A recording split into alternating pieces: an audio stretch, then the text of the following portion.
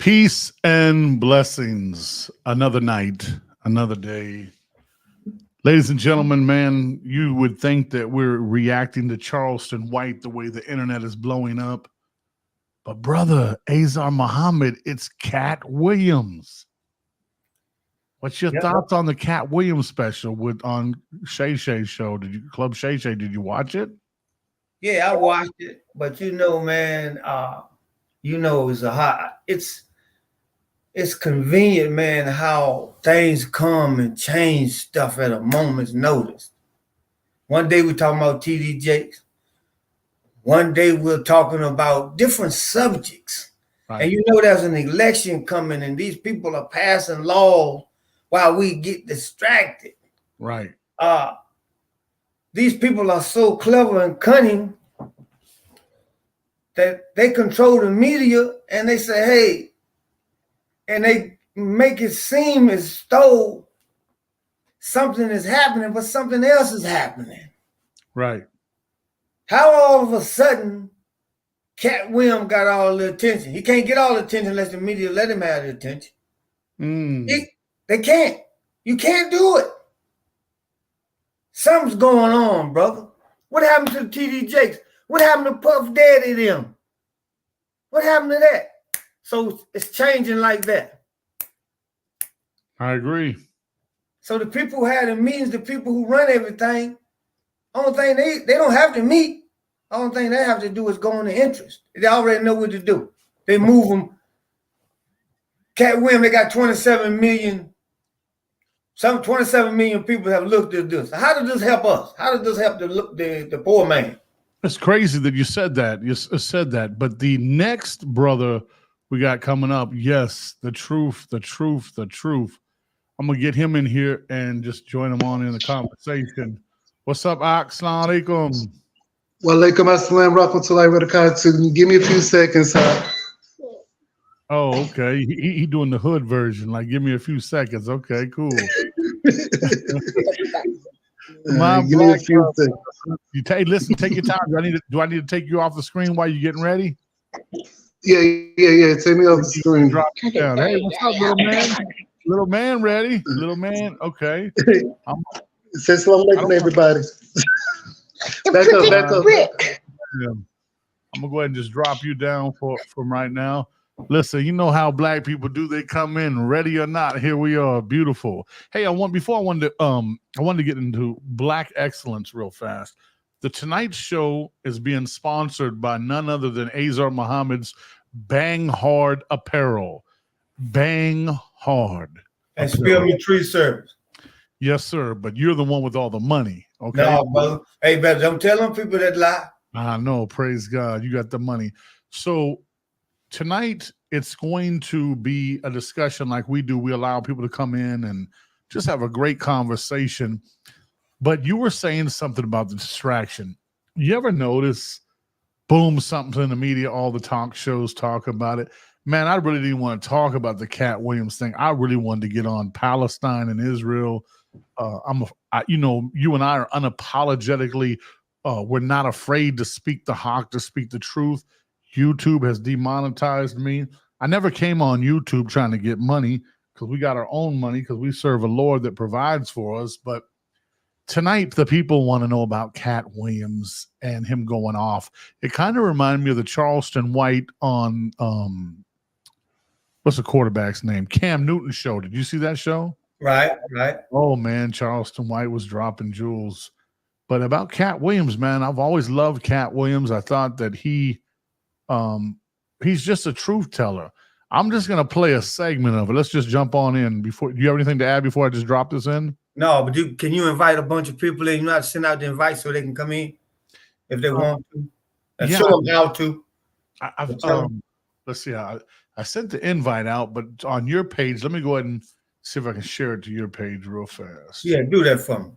Yes, sir. Your name on Facebook is Azar Muhammad. Julius Irvin. Okay, let's see. I got a friend on said he on it says cancel on the page. I don't know. He says what? Here says canceled on the page. So I guess you have to send the link to my page. Well, it's not. There was 2 of them posted up. I don't know why they canceled one of them. So if he goes to, let's see, if he goes to Where you got to go to? My page or the Spill with Spillman, or he can go to YouTube. Let me see right here in the link. Let's see. Just tell him, put up a link and tell him what they have to do. I'm gonna type it in right here. Let's see. Okay, so where will he see it at? Where is he at right now? He's on Facebook. Yeah. Okay, I'm gonna send it to your messenger. Then you just send the link to him. Let's go right here. All right. Let's go and invite. Copy. Do this to messenger. Do this to. I'm gonna tell him to send it. I'll check the link on my messenger. Yeah, I just sent it to your messenger. You should be able to forward it to his messenger. And we'll get better than this. We'll get better the more we do lives. You know, I think Israel and Angry Man's been doing it for years. So, yeah, man. Every time I see you, I want to start playing. But we can talk about several things, right? Man, listen, we just open discussion. You know how we do. We're just giving time for people to come on in. Tell us where you're viewing from. Come on in. You should see the link. We got 2 people from the Spill from Spillman Reactions by ShawnSpilman are on here. Co-host Azar Muhammad, the most outspoken, I was going to say white man in America. White men are so terrified to speak today. Let's talk about that before. I'm disappointed, man. Listen, I'm disappointed in the white man. No, so am I, brother. That man that killed all these people on the planet won't speak. I'm hurt. Went to Washington, D.C. and took a shit in the chairs. Didn't he do no killing? What's wrong with him? He done lost it, man. You know, I'll say this, brother. Let me say this, right? That it seems like Gregory McFarland, is that what he said? He's on the way? Yeah, that's my brother. Okay, let me go ahead and put that. Let me do the. He's been on before. Cool. Let me reply. I can't reply to him. Let's see. Reply. Let's give him the StreamYard invite. Okay, Truth, let me know. Just throw your hand up when you're ready to jump on here. It's going to get live tonight. It's going to go down tonight. Oh, so it looks like invite. Everybody share this invite, please. I'm going to send that right there. Yo, I'm telling you, Azar, this is going to be a good show tonight. How do you get to show that to everybody on your page and my page and this page so they can come in if they want to? I got it on my page, but you remember last time you and your lady shared it on your page. Do you remember how to do that? Yeah. No, I don't know. Okay, hold on. Let me go ahead and put a tag. I'm gonna tag you on this one real fast. So StreamYard right there. This is really new for me, y'all, as far as the StreamYard. Let's go, Azar. Let's go.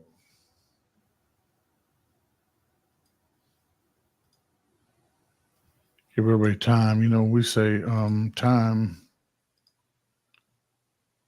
Let's see.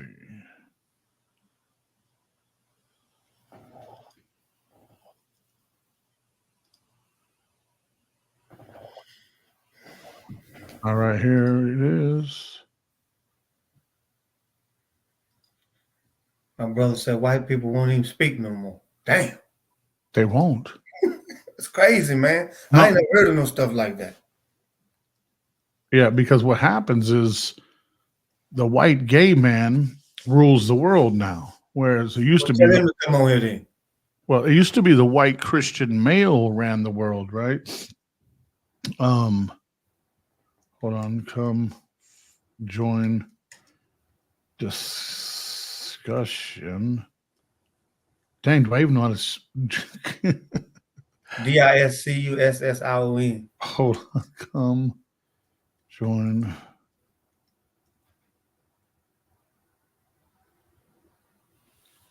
Yeah, because people used to hearing you and I, man, preaching to the choir. I know, brother. They're probably tired of us. Yeah, he back again. I've been saying this since the 5th grade. Okay, here's the link. The link is on your page now, bro. Look, it's on your page. On my Facebook page. Look, like it says, Azar Muhammad, come join discussion at this link. All they have to do is they click that link and it brings them right into the chat. Okay. Cool. Truth, what's good, my brother? Ladies and gentlemen, are you tired of falsehood? Here he comes. Let me know when you're ready. Well, you got 12 kids in the house. What's going on, brother? Tell me when you're ready, Truth. Truth the Slayer. Truth Slayer, you ready, brother? No, he ain't ready. He just got done making love or something. He got that sleepy look on his face. Asa, this is another good one. Good brother, man. Go way back. My brother is like a hero to me, man. Okay, hi, I'll just listen. No, poetic lady Justice, come on in. Come on in. Okay, I'll try again. No, come on in. Hi, everybody say hello to Poetic Lady Show, music and me. Talented sister, man. Does music, modeling. Love to get her in on here. Come She said on. she's just listening. Yeah, she's very knowledgeable, man. So, yeah. So, what we can do is right now we're just giving a few minutes for everybody to get in. You know how we do. Just take our time. And okay, Azar, we got that. Got it on your page. It should be on everyone's page now. Let's see. Okay. Got a few. I got Truth in the back. Poetic Lady Shell, if you want to, just follow that link. Click on the StreamYard link. This is just an open discussion. You don't have to have a PhD. We don't criticize people on their views.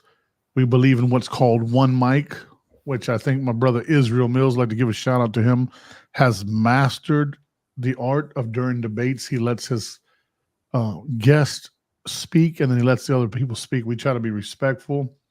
Azar and I are not offended by white supremacists, black supremacists, gangsters, whores, prostitutes, sluts, Christian, atheist. There's nothing that will offend my co-host and I, to the point that some of our closest people, we had a discussion and some of our radical white brothers were on there and they were going at it with Azar, and Azar was just throwing left hooks and banging people up, and people were like, ban them.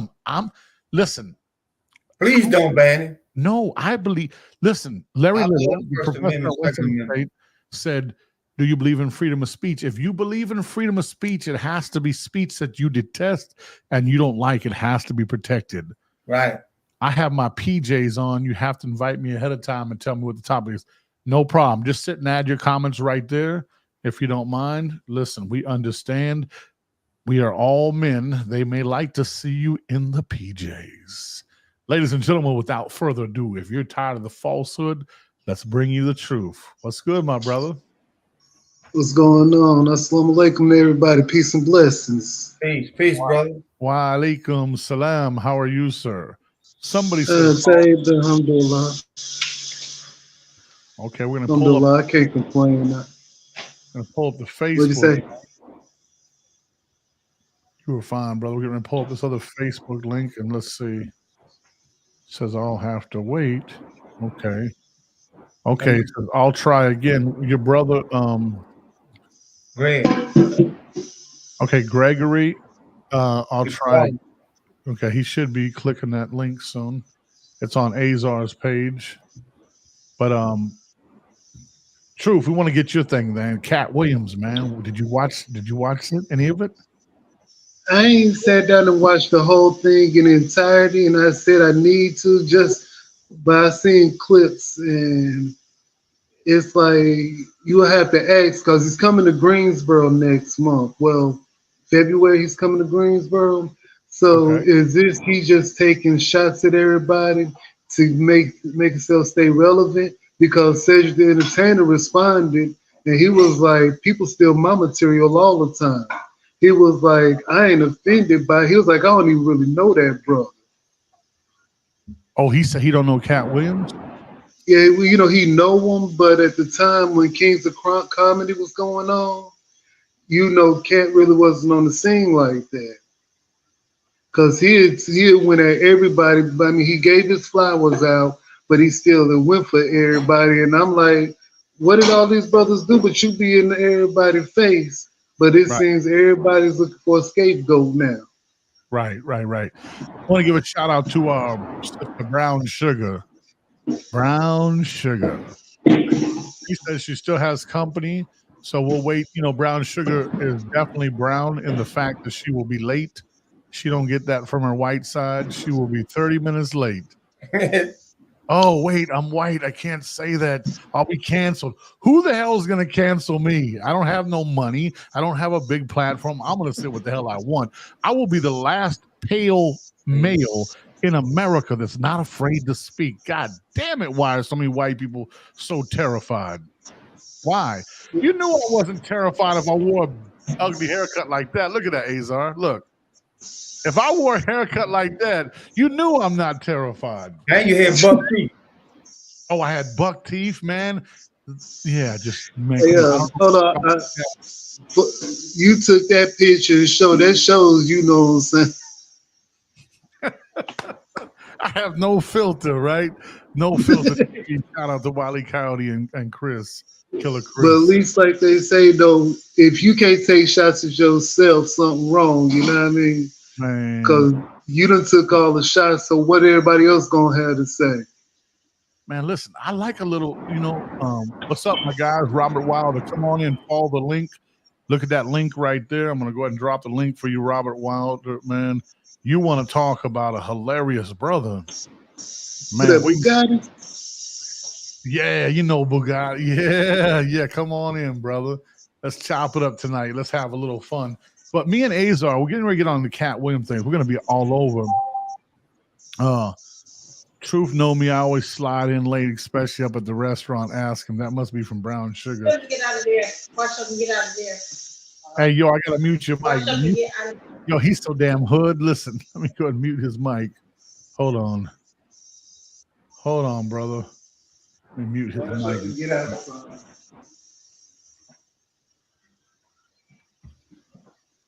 Yo, man, one thing, listen, brother, we traveled to Texas together, California, Michigan. We were in the hood with Blood Raw. We were in Benton Harbor, Michigan. You and me were in the club. Everybody else left. We chilling with the local ladies, man, just having a good time. And everybody's like, man, y'all, we said, man, we live in Trey 4, man. What you mean? We ain't afraid to go nowhere. I said, rest in peace to my brother. His name's dead. I wanted to make a good point. Brother Wile E. Coyote, peace to him. He used to come to my 2 to 6, and he said, man, Trey 4 is one of the hardest cities. But I don't know, man. High Point, this is nothing to be proud of. I was doing research. The top 59 most violent cities in America, 6 of them are from North Carolina. Only Alabama has 2 cities in there, right? Charlotte's up there, and then Raleigh, Durham, and Winston, then Greensboro, and then Fayetteville didn't even make it, right? And then High Point's number 25 in the nation. It's by murder rate per capita, every 100,000. High Point goes down, Muhammad. High Point goes down. They said, but I don't ever see it. I don't see it. Well, because who's testing? Is that you, brother? That ain't me. Yeah, it's me. I'm trying to get on this show. Hold up. Who's this, family? This is Gregory McFarland. I can't. Cool. Okay, my camera's cool. not working. That's fine. As long as we know. Hey, listen, Muhammad, as long as we know him, because people be shooting the porn up in there. Yeah, we gotta know, because these men we got a lot of dirt grippers on here, man. Yeah. Oh, I understand. Okay, Brother Gregory, I hope you're well, brother. Yes, I'm doing fine. Man. Peace, brother. We got a lot of exhibitionists to come on, man, and do those crazy stuff. Yeah, I understand. I understand. Yeah, this world crazy. So I understand. But I that ain't my thing. Yeah. Oh yeah, I know you. Invite all your people. Everybody, tell them come on. I'm trying to find some white people. Will. Come on here, man. And you know what's crazy? I had my live set to private on my page. Now we're about to get jumping. I hope so. It's, hey, yo, listen. Truth is family. Hey, Azar and Sean. Okay, listen, without further ado, while he's testing, we're going to give you a little sample. This is the reckoning. 2024. All my life, been grinding all my life. Sacrifice. Fair use, fair use, fair use. Want a slice. Got to roll the dice, that's why. All my life, I've been grinding all my life. Look, all my life, been grinding all my life. Sacrifice, hustle, pay the price. Want a slice. Got to roll the dice, that's why. You got them all right. I've been grinding all my life. Hello, welcome to another episode of Club Shay Shay. I am your host, Shannon Sharp. I'm also the proprietor of Club Shay Shay, the guy that's stopping by for conversation and a drink today. Ladies and gentlemen, you're gonna love him. Some call him one of the greatest comedians, dead or alive. One of America's greatest entertainers, one of the funniest men on the planet, world-renowned, multi-talented, a comedy legend. He's the top touring comedian selling out arenas. He's a hilarious storyteller, Emmy award-winning actor, voice actor, rapper, writer, producer, director, icon, genius, a national treasure, philanthropist, humanitarian, social activist, a father, one of the great funny men of our generation and any generation, Mr. Katt Willams. Thank you, sir. How was that intro? Magnificent. You are magnificent at intros, and you did not skimp on mine. I appreciate it. Appreciate that. Very nice. You know, Let me stop before we go any further, right? Do you guys think that he is one of the greatest of all times? I mean, Richard Pryor, Red Fox, George Carlin. I mean, that's a heavy title to carry. Man, he ain't. To me, I don't think so. You know, he funny, he up there, but nah. Why, True? It's like you mentioned Red Fox, you know what I mean, Richard Pryor, those who actually paved the way, Robin Harris, you know what I mean, who actually could get up there and give it to you raw and uncut. He might be the greatest for this era, but not overall. He still got to earn some more stripes with me.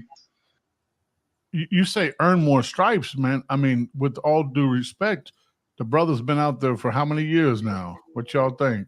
What happened to 30 years. Yeah, dang, Truth, you got I still can't get it to him. You know what I mean? Because like I said, Robin Harris, Richard Pryor, and the list goes on. So far and so many, you know, it's like for you to say, and then you come up there, they remain humble. Bernie Mac, may he rest in peace. They stayed humble the whole nine. They didn't take shots, step on nobody to try to get anywhere and stay relevant. They could put out material and it's still relevant, or it's still gonna be like Eddie Murphy Raw. You can still watch Raw to this day. Right. You know what I mean? Some of his comedies, don't get me wrong, but a lot of it is the same material, is still recycled. You know what I mean? Until Cedric the Entertainer said what he said, I didn't even think about that. Like they stealing each other's jokes and everything. So now it's like the only thing you told me was the comedians are like the rappers. Hey, that sounds about right, though. Everybody want to eat. No. Sit down. Sit down. Sit down. Now.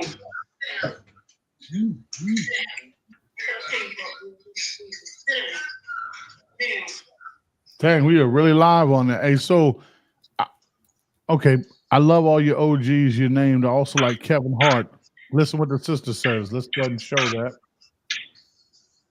Lady Shell says, I love all the OGs you named. I also like Kevin Hart. I think Kevin Hart is brilliant. Yeah, see, Kevin Hart, I would take Kevin Hart over Katt. Ooh, I don't know.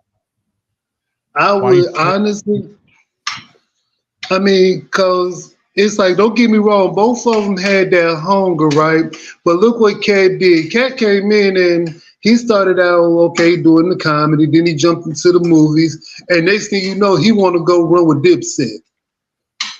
You see what I'm saying? Kevin Hart stayed in his lane. That's like battle rappers wanting to go sing R&B. You see what I'm saying? Like, I'm a poet. How I look jumping in somebody else, well, I'm a poet and a chef. So how I look leaving the kitchen to go out here and cut grass or something. Don't get me wrong. Not taking away from that's somebody else's field. You call me and say, look, I need my car worked on. I'm going to call somebody. You see what I'm saying? They say I need a tree cut down. I got a brother. I'm finna call him for you. You see what I'm saying? I know I can't do that. You know what I mean? That's not my field. That's not my line. Kevin Hart, it's been acting and it's been comedy. He ain't trying to, I mean, he did have that one little stint where he did try to bust a few rhymes, you know what I mean? But it wasn't serious rocking the whole Dipset chain. Dipset ain't been relevant since what, early 2000s, mid 2000s? Yeah, well, I don't know. Like my brother right here, Robert Wilder, might disagree with that. He's Dipset all the way. I'd love to get him on here. But yeah, how you doing, sir? Good to see you, brother. Greg, Y'all got me now. Y'all got me now. we see you. We see you. Yeah, okay. Yeah, my camera's messing up. Yeah, you know, I think this whole Katt Williams thing's a diversion. You know, Right. you know, we about got full out war in the Middle East, and then we got a president that won't take an oath saying a candidate saying he won't take the oath that he won't destroy the Constitution and the government. So they're trying to focus and get our focus everywhere, but where it should be. But as far you know, Katt Williams, I think he's a good comedian. You know, I enjoy his shows and everything. But you know, the TG Jakes, that's what they do. It's divide and conquer. And they got us looking over here while they doing something over there. And so that's my opinion on it. But no, it's amazing though. Think about this. They fired Shannon Sharp. All right. Because of my man's ego. So they let him go off of ESPN. And now he's on 3 avenues on the social media, blowing up. Right. Rated #1 podcast. And so it's all who they're going to boost up and what kind of distraction they're going to start at the present time. That's just you know my opinion. That's dope.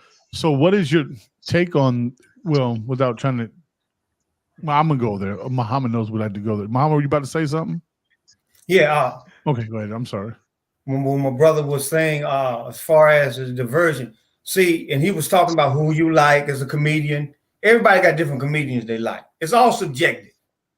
It's to this thing with me about copying someone. To me, that's the best form of flattery. Knowledge doesn't belong to nobody but Allah. Hey, how you doing, boy? Knowledge belongs to him. The earth been here for trillions of years. Hell, how in the world can I say this is mine? That's somebody else that is saying everything I'm saying. To me, it's disingenuous, man, to set up and say, hey, somebody copying me. That's flattery. Hell, copy me. I would like for somebody to go print 2 million shirts and sell them. Please. Oh, I would not send you a letter. Because I'm calling you on the side and let's talk. But to me, all that stuff is subjective. I like this one. I like that one. I like this one. But like he was saying, he who makes the rule, the golden rule, they don't even have to put Katt on the air. They don't have to keep pushing this. There's something about to pop off. Oh yeah. There's definitely something about to go off. And I tell my family all the time that I tell my children, I tell my grandchildren are too young to understand, and I try to speak on my little podcast as much as I can. I've never in my life been so scared for our children's future. Oh wow. Brother, we have all seen great days. We may have seen our best days. Allah knows best. God knows best. I, on a podcast called America a Bitch-Ass Country today, because I use the equation. You know, people always say, oh, America's the best country. America's the best country. I said, we're driving down the street and some big guy got this little kid by the head and just punched him by the hair. Boom, boom. And somebody wants to jump out and stop it. But there's America, the big bully. saying to other nations, if you do, we'll destroy you. And we really do not want smoke with China, Russia, and Iran if they decided to all align against us. America and Americans are not used to the war being brought to us. We're not used to that. Our infrastructure would fold in a matter of a few days. Most Americans don't fast, right? We're not used to these things. And I tell you why I'm the most afraid, not afraid like terror for me, but for our children, because these are a new type of devil, right? These aren't the traditional devils that we mastered their moves, right? This is a new slick devil that is like a reptilian, but creates itself into many different heads and different arms, right? We have a country now that is losing the international war with Africa, with the rest of the world. I tell people all the time that African youth are the next greatest thing coming up for the world. Inventions from engineering, every field, they are full of energy and vibrant. And China, I have my own reasons why China's doing this, but China's done the homework. America says to nations, $60 billion of aid, but you must change your laws on LGBT on the books. China says, we don't worry about that. We'll build your infrastructure and we'll trump them at $80 billion. We have a president. Damn, I'm embarrassed. We have a president, and I don't make fun of senior citizens because if we're all blessed, we get to that stage in life. But why in the hell doesn't anybody walk them to the stage and off the stage? It's embarrassing. We have, and I'm a human first, but if there's 36 rooms for a nation and we're trying to cram 120 people in it, right? That's what's happening at our borders, right? America is being destroyed like Rome from the inside out, and I'm terrified for our children. You know, it's so much going on. And okay, you look at the Secretary of Defense, the brother. Now we got people on the freedom thing. They don't want their freedoms taken away. All right, like this brother's supposed to announce his health procedure that he got going on. And when I heard that stuff today, that's just ridiculous.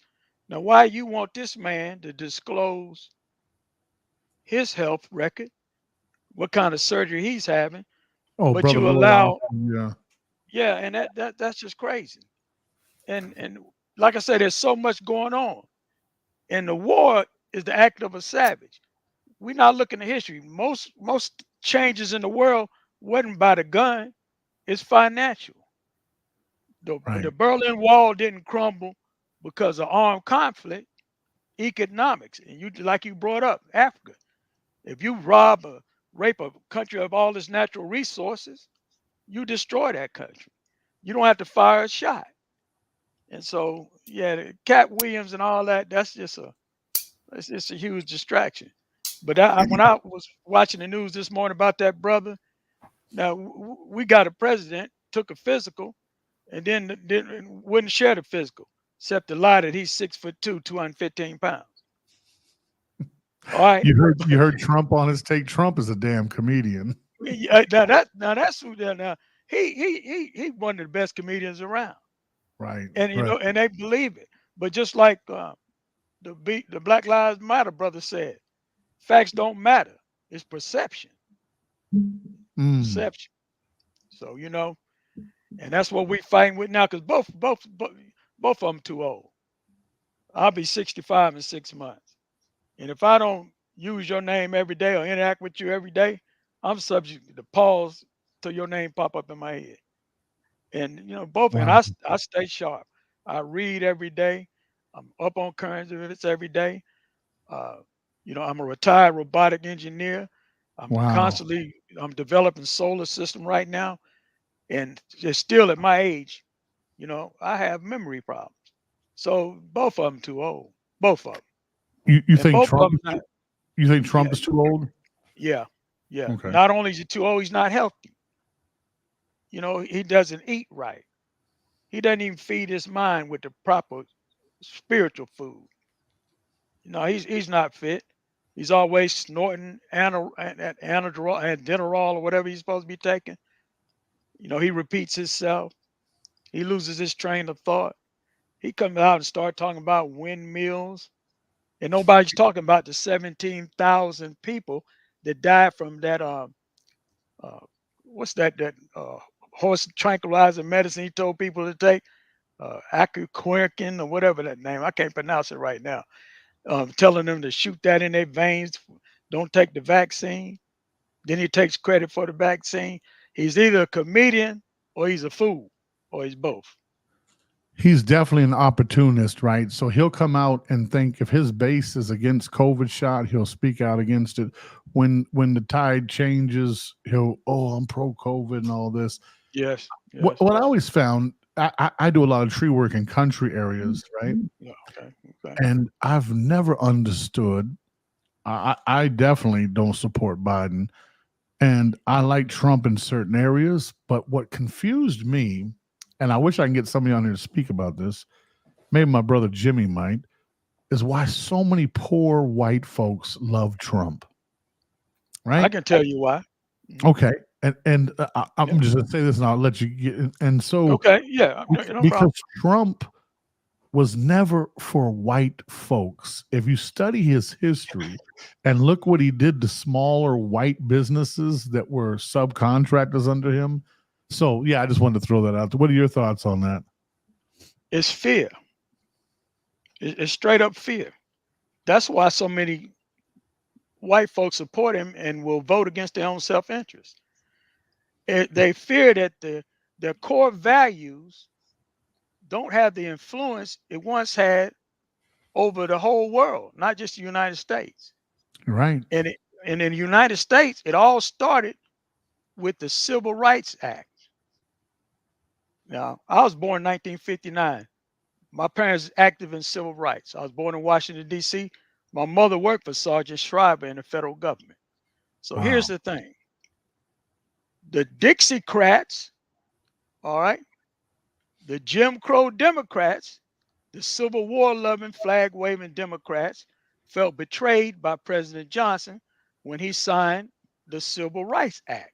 And they left in mass exodus and ran to the Republican Party.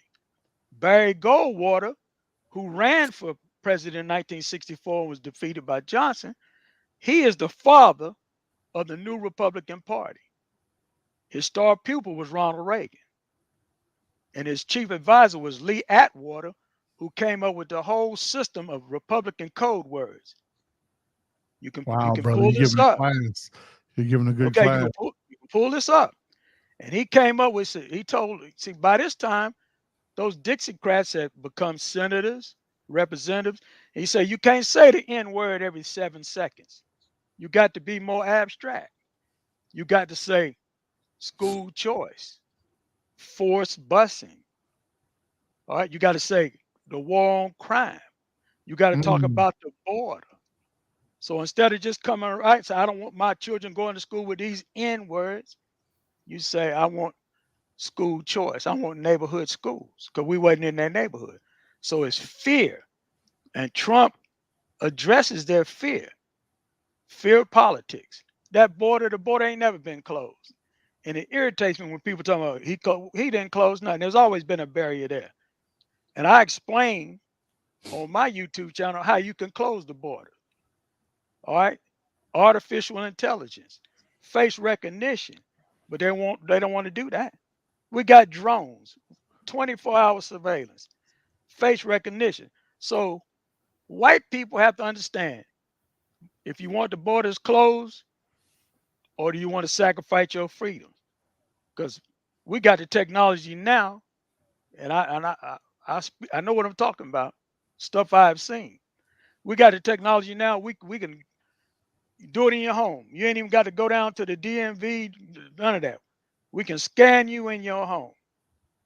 All right. If you don't have a you don't have a facial ID, you cross the border. The drone's gonna pick you up. We can send somebody exactly to your spot. So if you're worried about the border, white American I said, do you want to give up your freedoms? Because that's the only way you're going to close the border. That's the only way you're going to stop voter fraud. Walk up there, we scan you. We know who you are. And they doing it now. I witnessed a robot. Usually you program a robot, you got a starting point, you got an end point. And if I teach that end point off a table in midair, and I execute the program, and the robot gets to the end of the table and stops and says, continuation of the program is not beneficial to my existence, I knew then we was in trouble. See what I'm saying? So it's fear. It's fear, like Public Enemy said, it's fear of a black planet. They don't want to lose control. This country's foundation is white supremacy, and it's been maintained for white privilege. And I wouldn't give up without a fight either. So I understand. Do you think white privilege still exists? And if so, how? It still exists. Yeah, it still exists. You know, Okay. I still get pulled over. But as me and Brother Sar have talked in the past, I don't answer no question. You know, I'm not going to do your job. You know why I pulled you over? No. Why did you pull me over? Do you know this and that? No. Am I being detained? Well, let's go on down. Going downtown, my lawyers will take care of it. Yeah, if So, I'm yeah, not being detained, let me go. Right, I understand. And I had a friend of mine had a hook up on these shirts. They were Nike shirts. And they was about giving them away. And I said, man, where are you getting these shirts? Man, this white lady's getting them for me. She said, they're not looking for her in the store. They're looking for us. I gave him back every one of them shirts. I said, don't come to me with no more of these shirts. So yeah, white privilege exists. And they was right. Okay. They're looking for us in the stores. Do you think that's when you talk about white privilege, Mhm. do you think it stems from government policy still, or is it maybe on an individual basis? Like you said, like I'll give you a prime example, right? Okay. One of my brothers who has a talk show, Israel Mills, says that, well, racism used to be the definition of a group of people that yields the power and controls other people. It wasn't just a prejudice, right? Mm-hmm. So here I was getting arrested in Durham by black police. I went in front of a black district attorney. I was sentenced by a black judge, right? These were black people that had that definition, according to what racism is, the power to yield or change one's life, right? So I asked myself, and I'm definitely not a victim of racism. I was a troublemaker. But is it only individual cases now? Because America has a lot of anti-discriminatory laws. And you seem like a very intelligent brother, and Azar and I go at it all the time. So I'd love to hear your view on maybe a few examples of how it still exists. Well, if I hear you correctly, now I'll give you an example. I had the power to take a man's job as a black man. All right. I retired, but I'm the first and only black robotic programmer in the history of John Deere Hitachi. Oh, I see your shirt now. Okay. Yeah. Yes, sir. Okay. So if you're running a robot and you crash that robot, I say he needs to go take a drug test. Or I would be approached the robot, because most of the time they would lie and say, well, the robot did it on his own. Greg, could the robot do what he said he would do? All I had to say was no. It was operator error. He caused it to crash into that wall. He would be out of there. You know, here's the integrity part. I've had supervisors come to me and say, do us all a favor. Get him fired. They didn't want to do it. So you see how they wanted me to do it. And in every case, it was a white person. Do us all a favor. But in order for me to do that, I would have to tell a lie. And no one has the power over me like that to tell a lie. I mean, people that went after me and hated my guts, and I saved their job. So a lot of people say, well, you got black people have power nowadays, but it gets back to integrity and how you use that power. Right. All right. So that's to stop the part about black people can be prejudiced too. All right. You can call yourself a pimp, but you ain't got no hoes. Excuse my language. You see what I'm saying?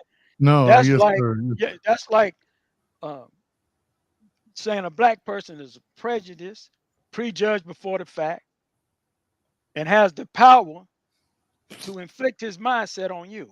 And we're not there yet, in my opinion. And let me offer a different perspective. I Okay. humbly would say prison population is a prime example of how black men can inflict their strength and power over people. I being one locked up, if I didn't have positive black role models prior to prison, would hate black people. Mhm. Thank God I was able to fight and I was blessed. But watching the treachery that black men did to other black men and what they did to white men was treacherous. However, white men do that as well. So men are sick when they're in their lower nafs, when they're in their lower state, right? And so I thank God for my introduction into positive black people early on in life, or prison by itself would have made me hate certain black people, right? Because I would watch, and that's why I tell my wife about her father. Her father was a gangster. My wife happens to be black, and her daddy was a gangster in Winston. And so when I got to know him, he took interest in me because of my manliness and my respect for him and the way I loved his daughter, and he saw that I was a protector. But he has his ways. And I respect that because I understand what he had to go through. He's 70-some years old, black man in the South. So I'm not offended when he and I have certain conversations and he tells me, his views, right? Right. We've grown to love each other on the individual basis. And when this man said to me, brought me to tears, he says, I love you and I love the way you love my daughter. And I'm thankful that, and so this is my father-in-law. I would go to war for him. But because I'm a spiritual person and I think I'm humble in a lot of areas, I understand what he had to go through. So if I walked in on a conversation and an old black gentleman were talking and they were like, yeah, the crack at my job, I wouldn't be offended because I understand what he went through. Now, Azar and I talk about this all the time. What's happening now is, God the Most High has a great sense of humor. I look at, Azar and I have been begging to find a few white gentlemen or women that will come on and share their views unapologetically, right? However, I told Azar this is a different climate, right? Is that now white people are running scared because of the internet and people that we're in a cancel culture, and people are afraid to lose their jobs. Yes, I agree. We've been searching for about 6 months to 9 months to find a racist white person. And I don't say we miss it. I don't mean to say that because they still exist, but they're like, hiding under the rock. Does that make sense? Very few will come out. Sometimes I can pressure people. Right. Get them to come You out. can ask them when, and they'll finally get frustrated. But, Yes. you say, when was America great? When was America ever great? And that's a good way to start to break it down. It's crazy you said that. I was sitting in the federal courthouse in Wilmington, North Carolina, many years ago. Donald Stanton Shealy from Face Mob was being, his court case was going on. The feds indicted him and 12 other people from Durham. And I knew some of these individuals, and I'm in there. And the judge before sentencing was saying to the jurors, we appreciate your duty. We want you to be unbiased. You're a part of the greatest system, the greatest civilization in the world. And I Right. wrote on my notepad, to whom? The young man being charged, getting ready to get sentenced to life, right? To whom is this the greatest, right? I would love to open a debate. America was never the greatest to black people. It was never the greatest to the indigenous people. Well, which we know now are a lot of black people are indigenous. That's a whole nother. I look at my wife. Yeah. She's very dark complected, but early on I saw more of a Cherokee feature in her and not a Tanzanian feature, not a Somalian features, right? And I look at my wife when she get mad and her daddy, and they're real dark skin complected, but you can see the blood and the high cheekbones when they get angry, right?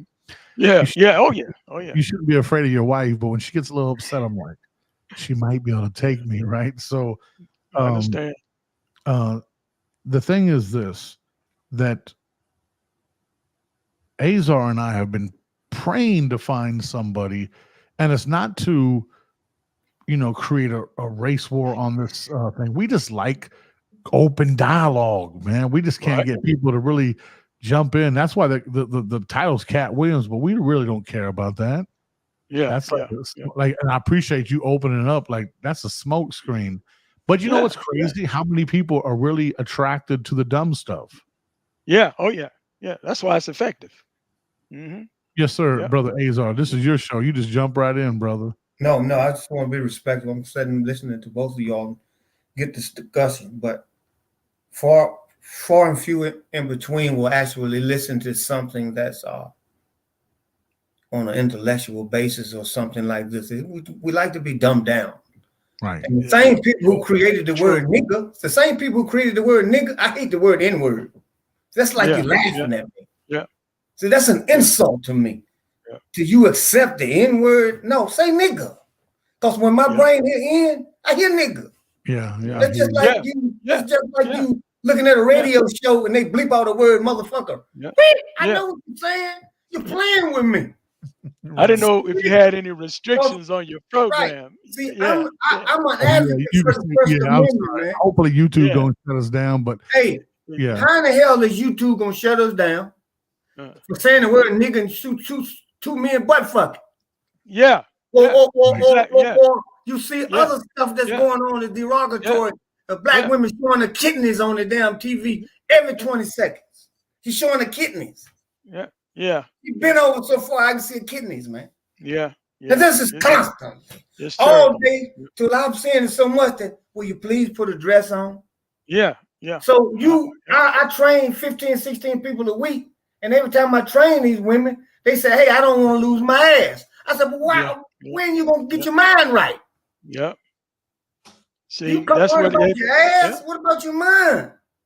See, they think that's where their value at. I'm very passionate, man. And like I said, I'm disappointed in the white man. God damn, man. You won't even come on and speak. And you the advocate for the First Amendment. Damn, you fought the Revolutionary War. You fought the Crusades for 1,000 years, man. You have a right to speak. I don't have to like it. Shit, I don't want to like it. We worry about the white man so much. But a wise man named Elijah Muhammad told me that hell, the only way he thought the white man was here if he put a string around his damn finger. All we got to do is go to work, man. Pool our resources. We keep worrying about the white man. The white man is doing what he's supposed to do. He's supposed to look out for his own damn people. Are you a fool? That's exactly what I'm supposed to do. Now, I'm going to try my best to help y'all. 90% of the black people that you see, not to cut you off, Greg. No. But 90% of the black people that you see, you're not looking at black people, you're looking at white people in black skin. Yeah. The mindset. Charles Manson said this. He said, man, I hate black people. He said, why? Because they act too much like white people. They were great in the jungle. Damn, but you brought him here and made him a man. I said, God damn. Listen to this guy. I think they're free thinkers. Yeah. We worried about this. We'll raise hell when you say nigga. Well, how about when we kill each other? We're shooting each other, degrading each other. That's that ain't the white man's fault. Hey, that's another story, right? That nobody wants to discuss. What's up with these youth today and this hatred for each other. I've never in my life seen so many young people be able to kill each other like what's going on today, man. Yeah. If you don't know who you are, brother, Yeah, and you it's hate crazy. yourself, you don't have a thorough knowledge of yourself. Mhm. And I don't like what I see when I look in the mirror. I don't like it. Yeah. So when I see my brother, I can pull the trigger. Because I They don't don't play like you that right. nigga. Yeah. Yeah. See what I'm saying? Do you think knowledge of self will cure that problem? Knowledge of self. That's why the brothers in the nation. That's why white people crazy about the brothers in the nation. You ever see how white people act around people black? You ever see how white people are excited? Let me tell you what from my experience, right? I loved being around the brothers from the nation, right? Why? I'm gonna tell you why, right? Because white people are terrified by unruly black folks, right? Wild ass black folks, right? Everybody in America that has sense should be terrified by any group of people that are wild, right? If you two gentlemen are walking down the street in the South, this isn't stereotyping, this isn't being racism. If you guys are walking the South and you see some guys with a Confederate flag getting ready to light a cross and they got shotguns that turn and look at you, and you know historically they've been aggressive and violent to black people, then you should be concerned. I tell everybody today, my wife as well, I said, call it what you want. When I'm in the city and there's 10 young black dudes with hoodies and their energy's bad, you best believe I'm on point. I'm ready to go to war.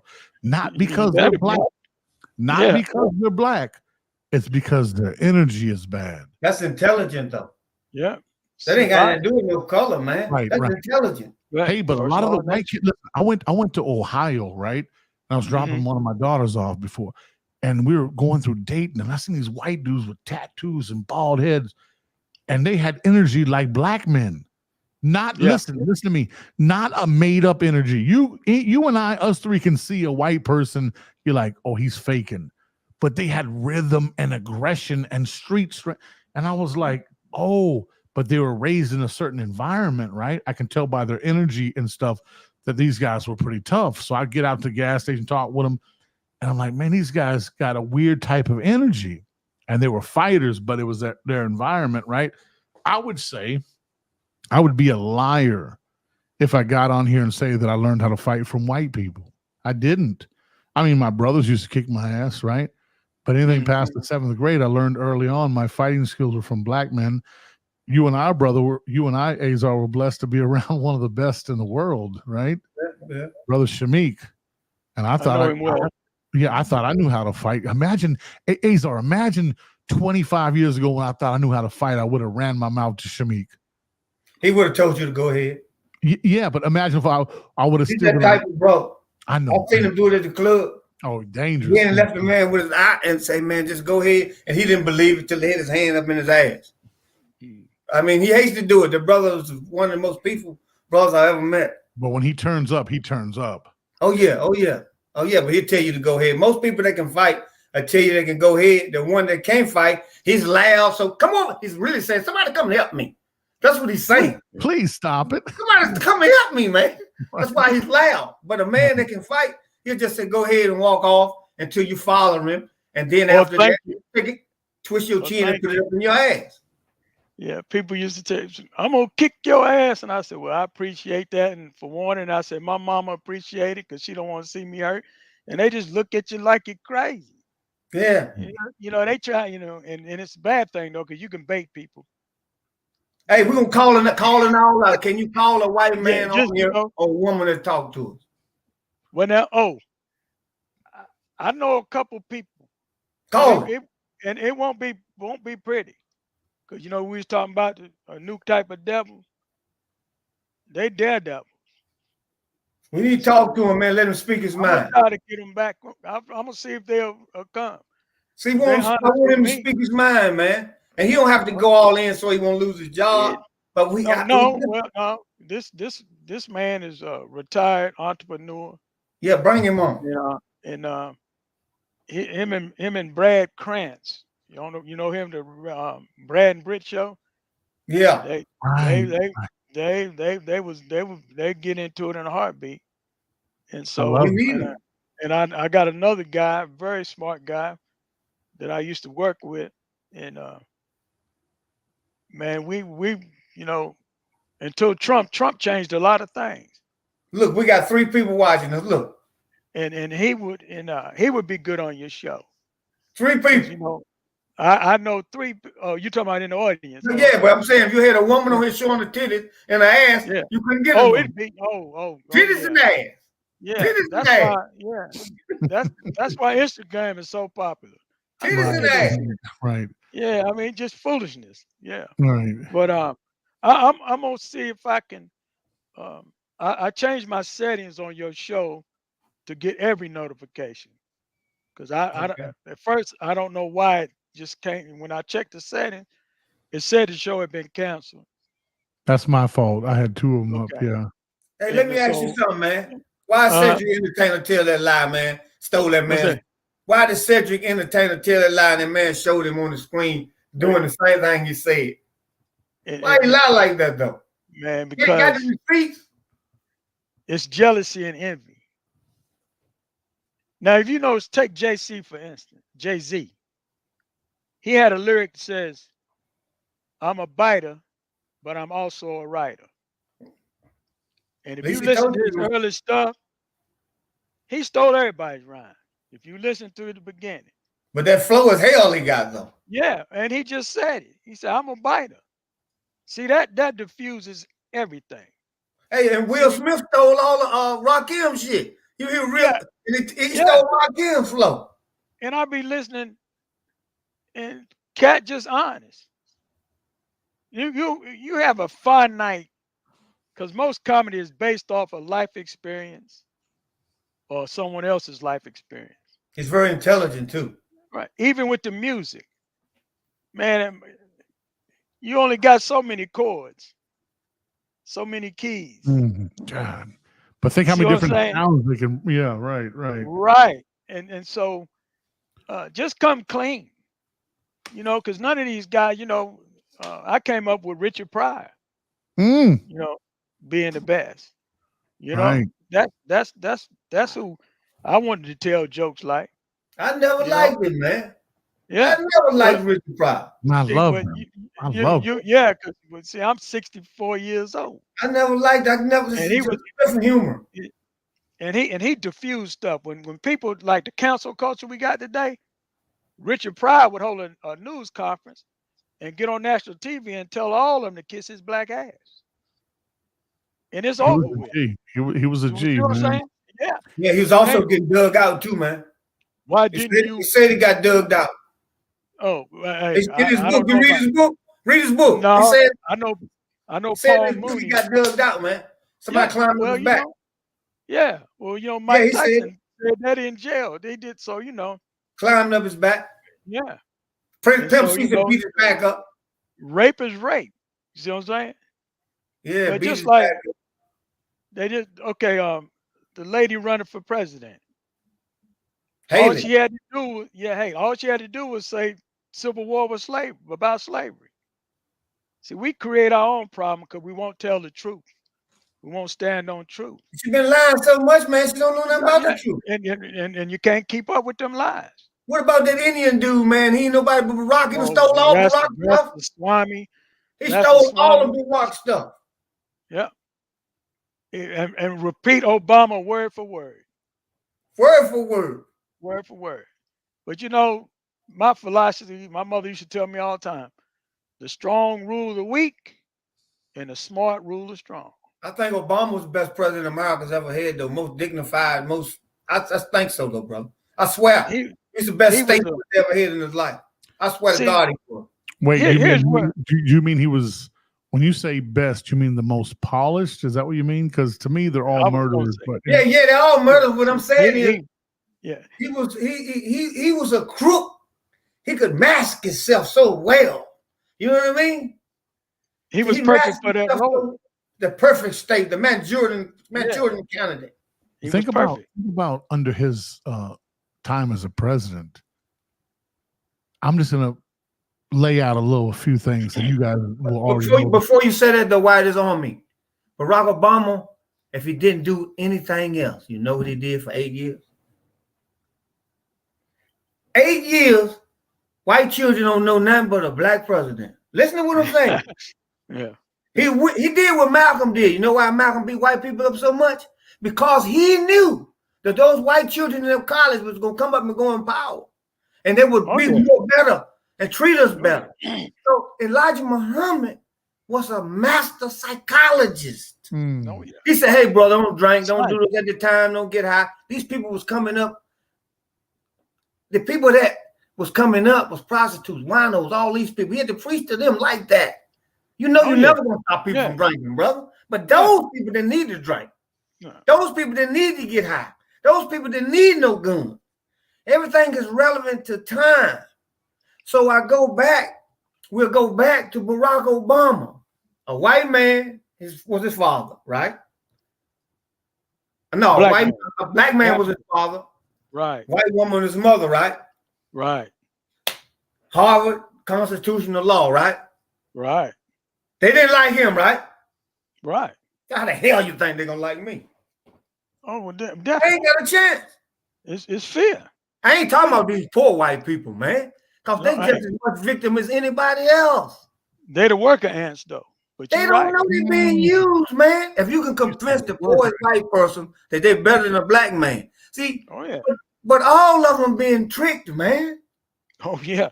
You're looking at a Hollywood script, man. We're looking at a Hollywood script. They lie so well that you don't know when they lying, when they telling the truth. They masterful liars. They can pass lie detector tests and eat a cone ice cream. Well, you know, brother, you got the floor, man. I just wanted to say that it's hard. You know, it's not hard to fool people. It's so easy. It's easy to fool a man than convince him that he's been fooled. When you operate off of emotion, you're not in your right mind. We ain't never got our mind. Who controls your thinking controls your brains, right? Yeah. We'll tell somebody in a minute, I think for myself. And the next damn 5 minutes, eating the cone ice cream from McDonald's.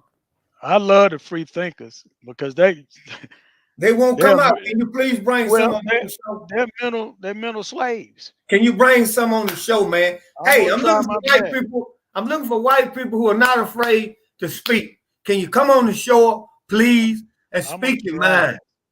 I got a couple I know. I'm gonna try. Any white people that are not afraid to speak, please. I done got disappointed. You went to the White House and shitted on the floor. Yeah. Climb wall. Yeah. Took pictures. It's got to be staged. Because them ain't the white people I read in the history book. Where they at? They done disappointed me, man. Hey, they just falling off, man. God took Where the hell is Woodrow Wilson? Where's Winston Churchill? But you know, hey, they still here. Because I'm glad you brought that up. Come, I'm gonna say this. Okay, you got Netanyahu, and I hate to change because there's so much going on. See what I'm saying? All right. The longer this war goes on, the longer he stays out of prison. I don't know if y'all been following that. Right. All right. Now he's talking about. Let me ask you this right here, though. Who bombed Israel? I don't know. I know who they say bombed. Who bombed Israel, Sean? Khalil, who bombed Israel? I know he was warned and he let it happen. Khalil, who bombed Israel? Was warned. What you mean who bombed Israel? I don't know. You tell me, scholar. I'm trying to who bombed Israel. Hold on, right, real fast. I'm trying to get brother. Let me see if I can get Israel bombed Israel. That's who did it. They did. Hey, that's another example. Walls don't work. That wall was breached in 90-some different areas. How the hell you gonna get in the security of Israel? Israel got the best security in the world, man. They got some of the best security in the world. They created Hamas. Yeah. Look, Genghis Khan took him 400 years, but he broke through the Great Wall of China and attacked. He didn't wash his ass for 40. Hey, brother, I'm trying to get crazy. Hey, I'm trying to get the captain, brother Tyree in here, man. From UPK. Let's see where is the brother from? I'm trying to see if I can get. Let's see. He's so busy.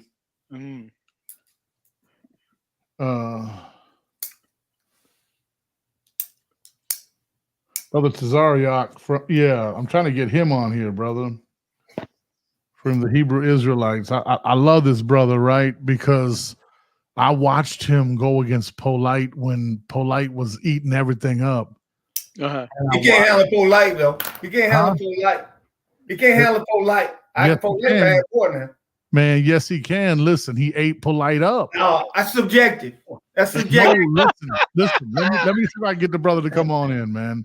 Listen, Okay. Listen, he is so busy, right? Tyree Gas is his name on Facebook. Hit him up, Azar. I've hit him up a few times. He hasn't responded because I really believe that our buzz ain't big enough for him right now. He's used to big formats, right? Well, look here. If a man won't come on the show when I'm small, I damn it don't come on when I'm big because I don't want to see none of them. That's all right. But listen, I'm trying to get him on here. Hey, look, check this out, bro. We ain't got to beg nobody. No. We don't have to beg nobody. Let them stay where the hell they want to stay at. I lost sufficient, man. I don't need that. True. We fine. We fine. See, if this is what I want to do, that's all we do is sit around and talk about shows and shit. We ain't gonna build some supermarkets, some school, and some infrastructure. The hell with all that talking. Well, I think he is building, brother. I think building what? Where the school's at? Well, he's high school. Listen. You ready to call him out? I'm gonna get him on the show. No, don't get scared and don't backpedal when he gets on. I ain't scared enough. But listen, what I'm saying is this right here. Yo, I've seen him humble. What I'm saying is this, Khalil. Schools, supermarkets, banks. If we ain't talking about that, damn all that back talking about this one and that. When are we gonna start building? And if it weren't for the white man, we'd be starving right now. Because after we finish talking, we're going to buy something from Food Line. We're going to the damn Harris Teeter. So what difference does it make, man, all this damn intellectual masturbating? I beat him at this debate. I beat him at this debate. Man, that shit don't mean nothing. I'm sick of that shit. We all just better go and wake the newborn baby up, tell the newborn baby to talk. One of the things that bothered me, that as a people in 2020, $1.8 trillion. That's what the black community, the family put in the economic system of the United States. $1.8 trillion. You know, with that money, see, because you got to realize we got the best government money can buy. We can buy us a congressman. We can buy us a senator. We can buy us some lobbyists. See, we always saying what the Democrats have done for us. What have they done for us? And you know, brother, you was taught the same thing I was taught, do for self. Right. So we're not in the game and we're not playing the game correctly. Did you ever hear Honorable Elijah Muhammad go out and do debates with people? No. He all worked all of that. Right. I know they sort him out. He outworked them, man. Yeah. All that damn talking. But all these people are doing all these talking, all these people that do all these talking every week, the Hebrews against this one against that one, and ain't none of them got shit. Here's the thing. They got something, and I'm trying to get them to get on here, man. Listen. They are the new nation of Islam. No, bullshit. What I'm saying is this right here. Listen for a minute. No, you want to get a man on taking over the streets. A nation ain't there no more. Nation are taking over the streets of what? Listen. Check this out, right? All right, check this out. Let me just go there for a minute. You asked me earlier, what are white people? Why are they so excited to be around their brothers in the nation? Because it was discipline, right? Whether you agree with the Hebrew Israelites or not, to me is not important. You're taking black men, a lot of whom were savages and gang bangers and destructive to the community, and now you're putting discipline to these brothers, right? You know how many people? Do you know how many people? Listen. Do you know how many people? Hold it, bro. Hold it. I got to say something. Come in here and teach us, brother. Hold it, brother. Come on, you know how many people have they ever produced a Farrakhan? Have they ever produced a Clarence 13X? Have they ever produced a Jeremiah? Have they ever produced a Malcolm? When they produce these people, hold on. Okay. Hold on. What I'm saying to you is, you're going to bring a man on here and all we're going to do is talk. Man, I'm tired of this damn talking. But listen, where the supermarket, talk show. Where the banks at? Where's the infrastructure at? Hey, brother, let me say this to you real fast, right? Let me say this to you real fast, right?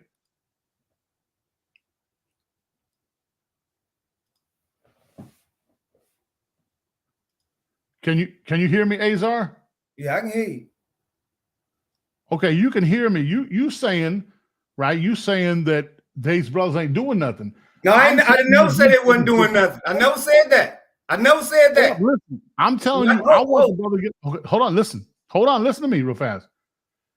The reason I said these brothers are the new nation because they in the streets, right? Whether you agree with them or not, brother, these brothers are feeding people. They out giving the gospel. They taking guys that used to be dope dealers, gangsters, and they changing them, right? That's why I want to get the brother on the show. What benefit is to me as a pale person? They don't speak good about white folks, right? But I'm telling you, brother, they are the new movement that has the minds of black and brown people in America. That's a lie. Nobody beat the nation. Nobody beat the nation of Islam. Nobody. Nobody produced a Minister Farrakhan or that. What you talking about? Let the brother get on the show, even if it's for 5 minutes. Listen, I watched him. My favorite debater at the time was Polite.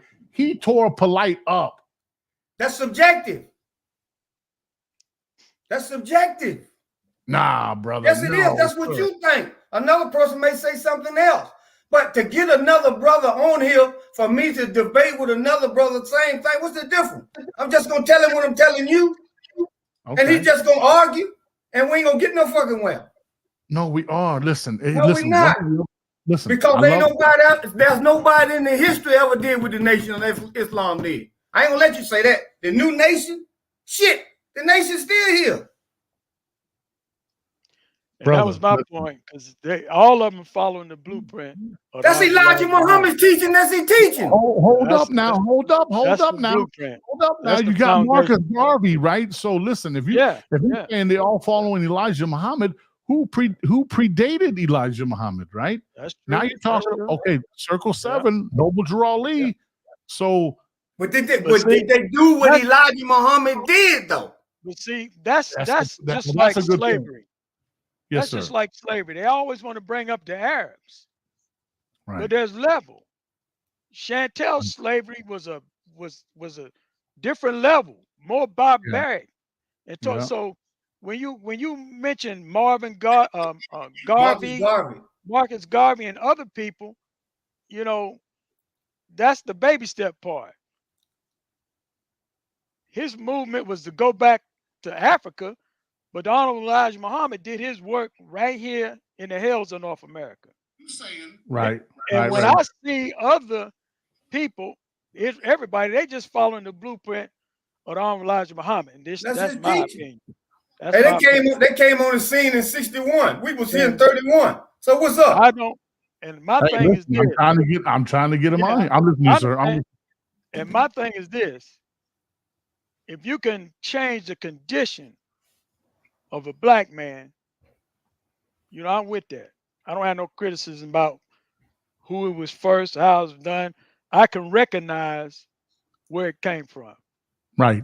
And I can recognize if where it comes from has been milked down, diluted, and corrupted.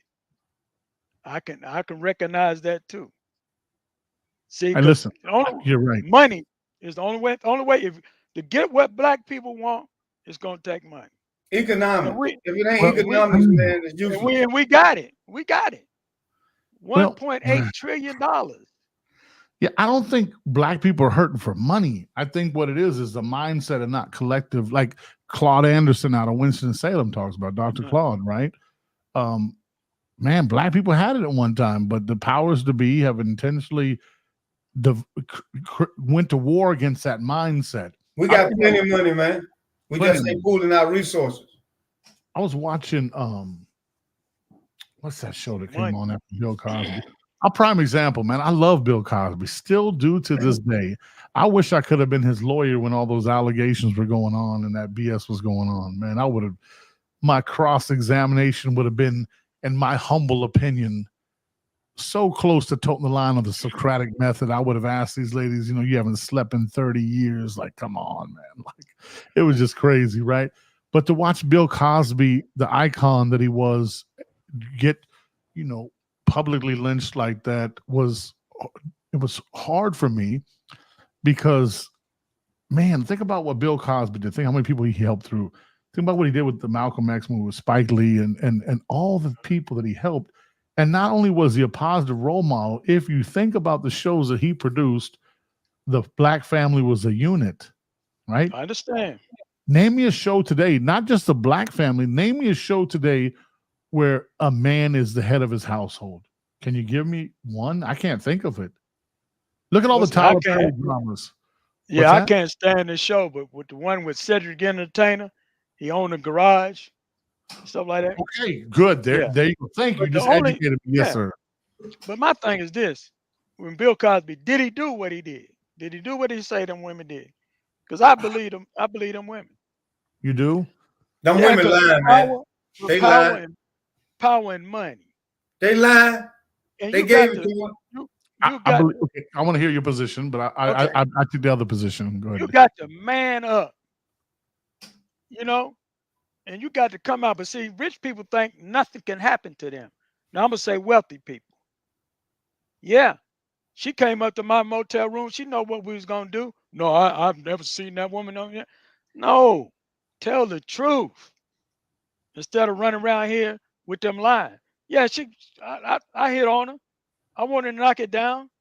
She knew what was happening when she came up there. I didn't take nothing. But to him around, I didn't do nothing. I didn't say, I know she lying. But he said a lot of them were consensual, though. He said a lot of them were consensual. Yeah, and I really do think. Same with Puff Daddy. Consensual. You know, one thing I don't believe when it comes to women and their allegations, I don't think they're going to stick around for the ass whoopings and all that torture and shit if they wasn't looking at that pot of gold at the end of the.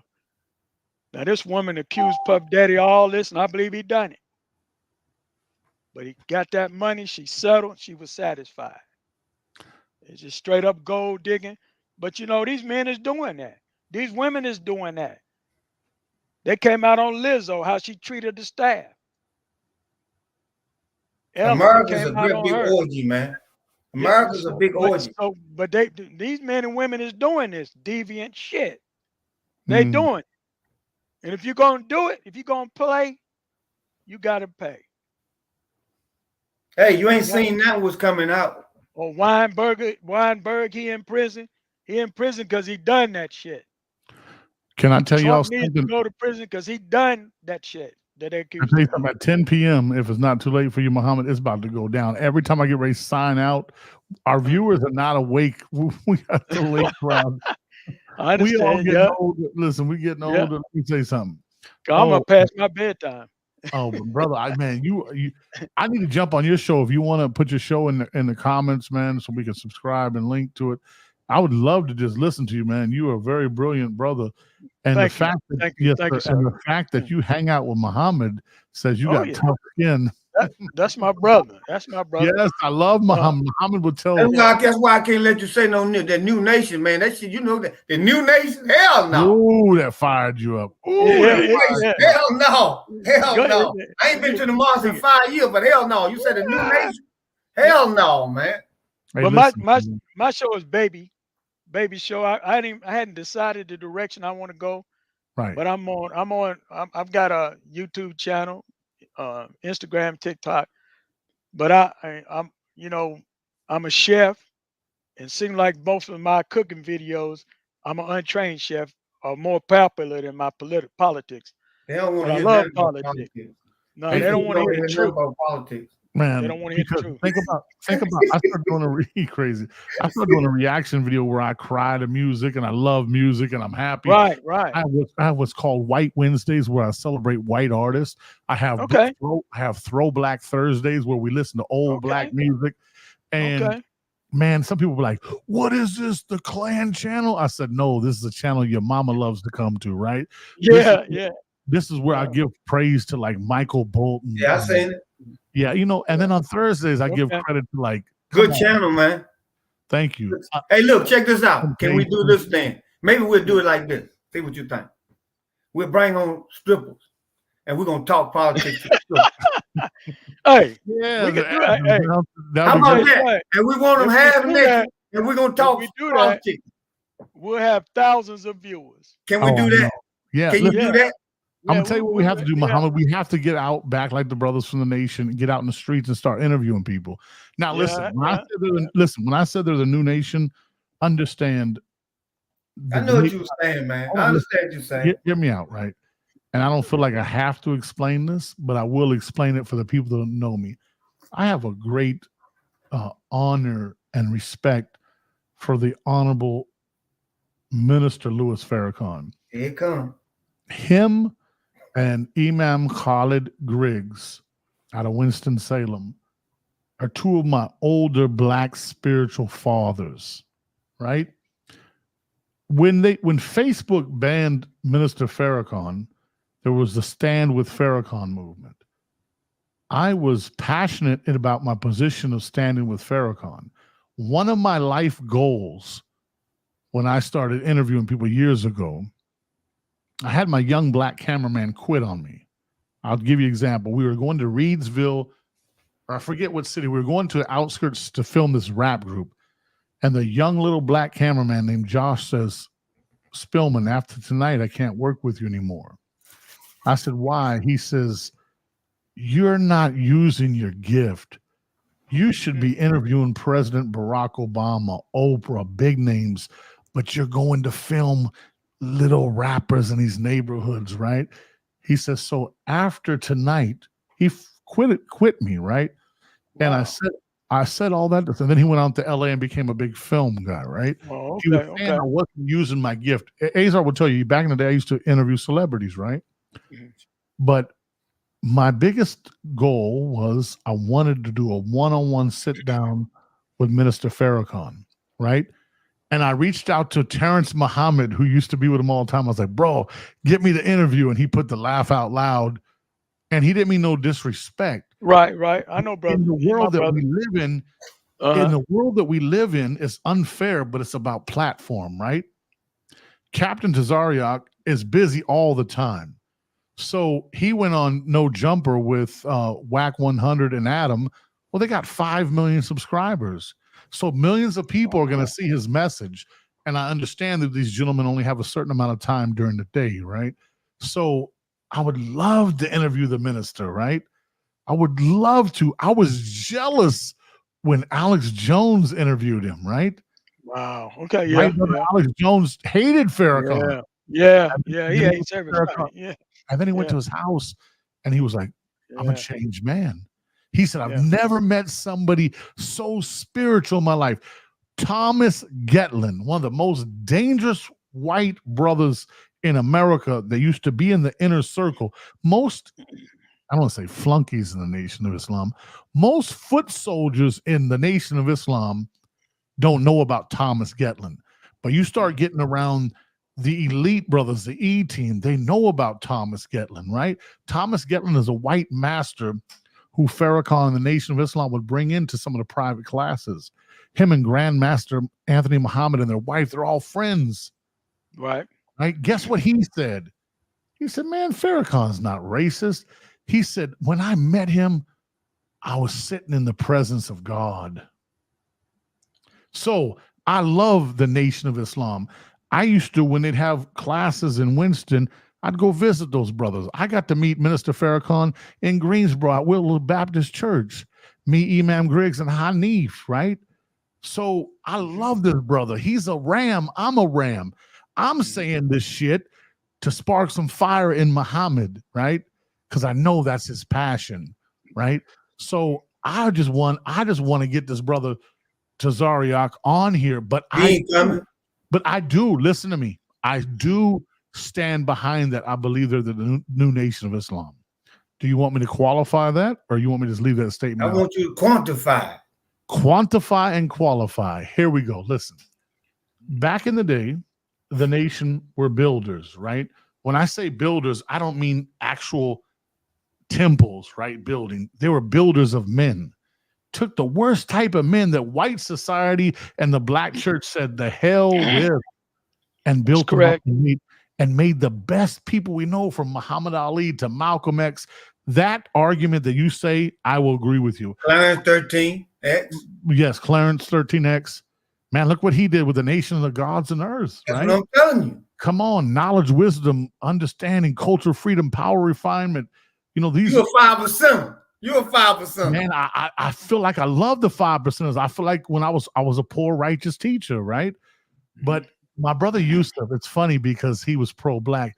He said, Khalil, you got to check your DNA, man. When God was making your line, you slipped into the pale line a little bit, but genetically you were attached to us, and may he rest in peace. Why is that, brother? What's I that? always want to ask you that. Why is that? Hold it. The All older- the white women out here, all the white women out here, and all of the white people out here, what drew you to the Asiatic black man? Why do you love the black man so much and the black woman so much? Why? Great question. Why? What happened to the white woman? What happened to Miss Ann? Crazy. You know what? That's a very great question. So when I was little, we didn't have a lot of black women to choose from, right? But when I was little, my mother had this black friend in Bremerton, Washington, right? And the way the black women were so nice to me when I was little. Come here, boy. Let me see those eyebrows. Your mama do your eyebrows? And just the love that black people had for me and my friend Brian Kimball. We'd get on the ferry to Seattle, and just the loving, jovial energy that black people in our communities had. I sat in church, and I say this unapologetically.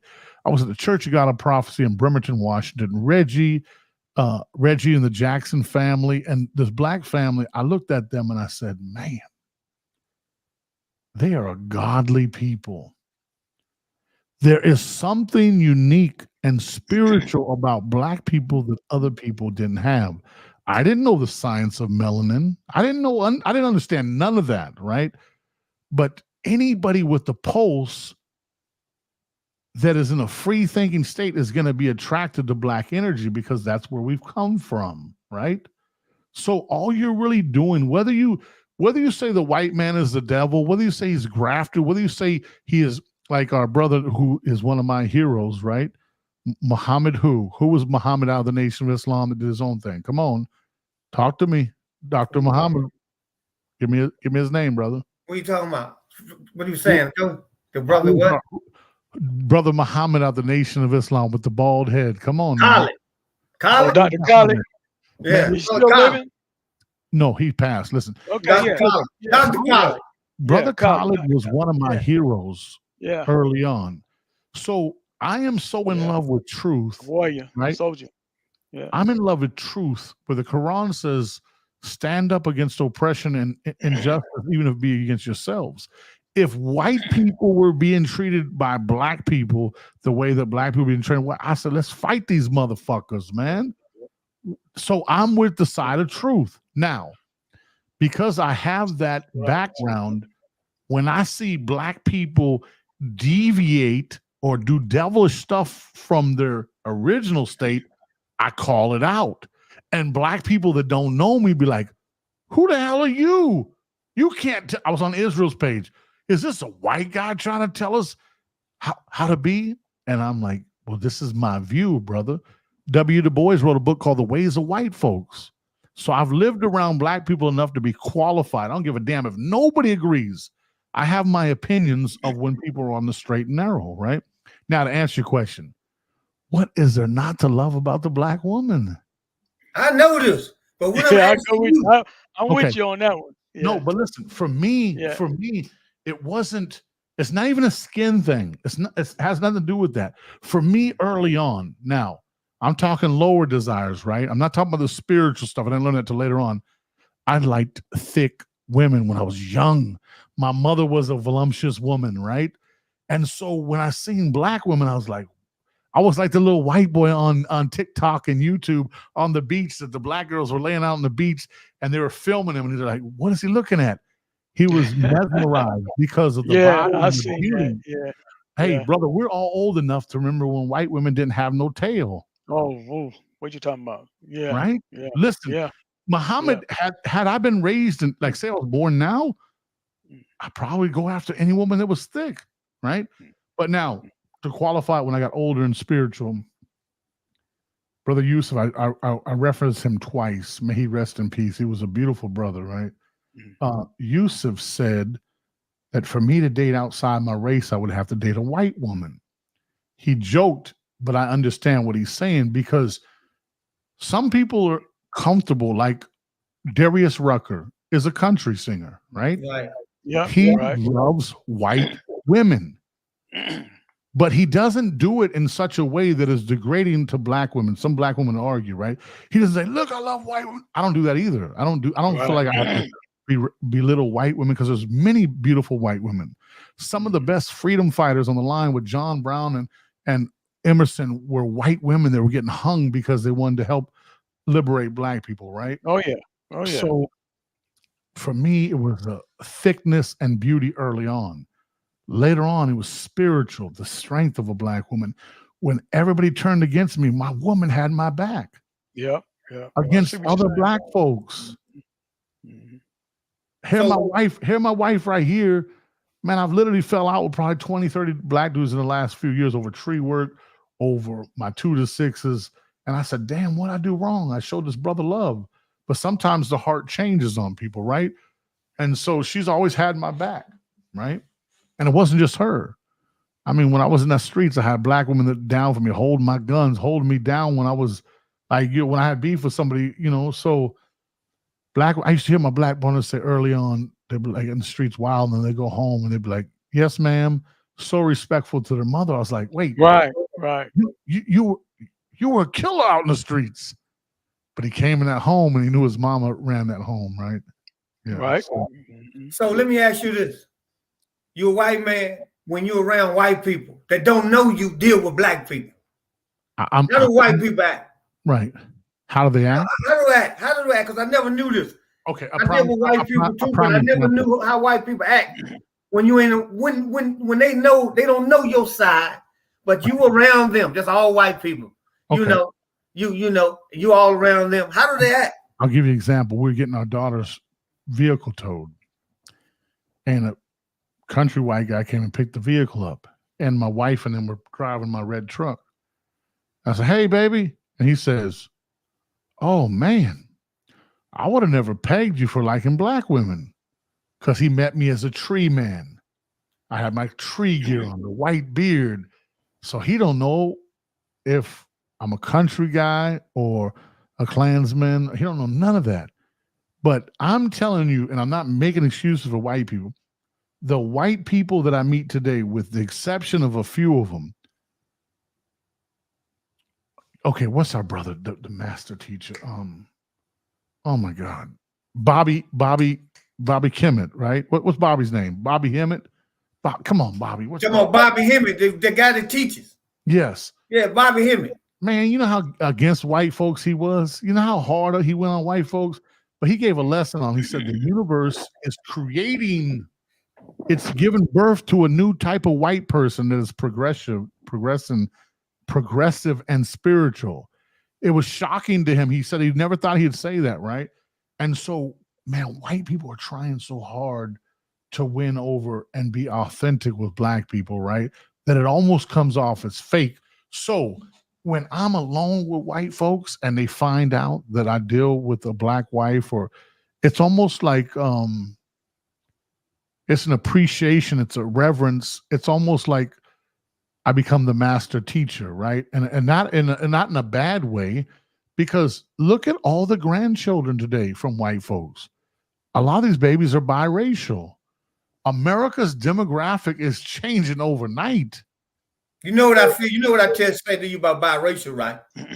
You know you and I always had it about biracial. That's some bullshit they made up. Ain't no biracial shit. It's crazy you said that, because my daughter, one of her old letters in school, she says, "Hi, I'm Catalina, and I'm bi BYE," and she spelled a white girl's name Rachel. Biracial, not biracial, right? Oh, you and Israel both call them black children, right? Okay. They black kids. In America, yes, right? They black kids to any genesis. Any man who does genesis, what you call it? Genetics. Any man that does genetically. Well, if the Hebrew position is whatever the father is what the That's some bullshit. Okay, but let me say this, right? The one that goes back to perception. Right. I have a grandbaby. She's a chocolate little baby from my wife's side. That's my wife's children. We're a blended family, right? And her name is London, and she's so sweet, and she's learning color now. And I said, hey, how's your white teacher, Miss Brown? She says, Grampy, I'm a grandpa. She's like, she's brown. She's not white. I said, oh, she looks white. So my daughter, one of my daughters, a few of them are very pale. Not my baby girl, but a few of them are very pale. And I said, well, what's your Auntie Catalina? She says she's white because she doesn't see, she just sees the complexion, right? And you know, one of my daughters, you've met them before. She's pale. You got a beautiful daughter. Thank you. You can see she has a black mama, but to the baby girl, who her family are rich in melanin and dark complected, she sees my daughter and that's my white Auntie Katta. And my daughter hates it because she's so pro-black, right? She's Let like, me say this to you though, Sean. Yes, black is not a color. Well, we know that. Yeah. No, what I'm saying, most people don't know that. Black isn't a color. Black makes colors. It's the absence of color. Yeah, it makes colors from that. It makes color. Black makes colors. Now, Khalid Muhammad had an interesting concept, right? That a lot of black activists and black supremacists still believe that all of humanity has come from black people. But he really stuck to the grafted concept. And he said, and he made a good point. I watched a lot of doctors speak, and he said that white people and black people are no way genetically connected, right? The out of Africa concept, or what's the word I'm looking for? People would say, oh, black people traveled into Europe. They got trapped in the ice ages. Even a black scholar, I forget his name, very brilliant brother. He was explaining how people do the depigmentation process, right? Khalid Muhammad made sense. He said, listen, doesn't it seem interesting that black people go into this cold climate, they turn white, but then when they go back into the sun, they don't go to being black again, right? So I believe sometimes that we are the same, and then sometimes like, hell no, we're totally different. We are. Don't lie. Muhammad said that the white people are totally different. So when the white man is totally, he's out of black, even though he have come from that. But he's a white. White is the color. White ain't got nothing to do with skin color. When we speak of white, that's like an adjective describing something. But you know damn well this is white right here. But what I'm saying is, I think white people should love themselves. I think black people should love themselves. I think we all a human family. But the problem is this: we didn't have no racism until the 1300s. Wasn't no racism. The word race came from Henry the Navigator. He started that shit. 1400s.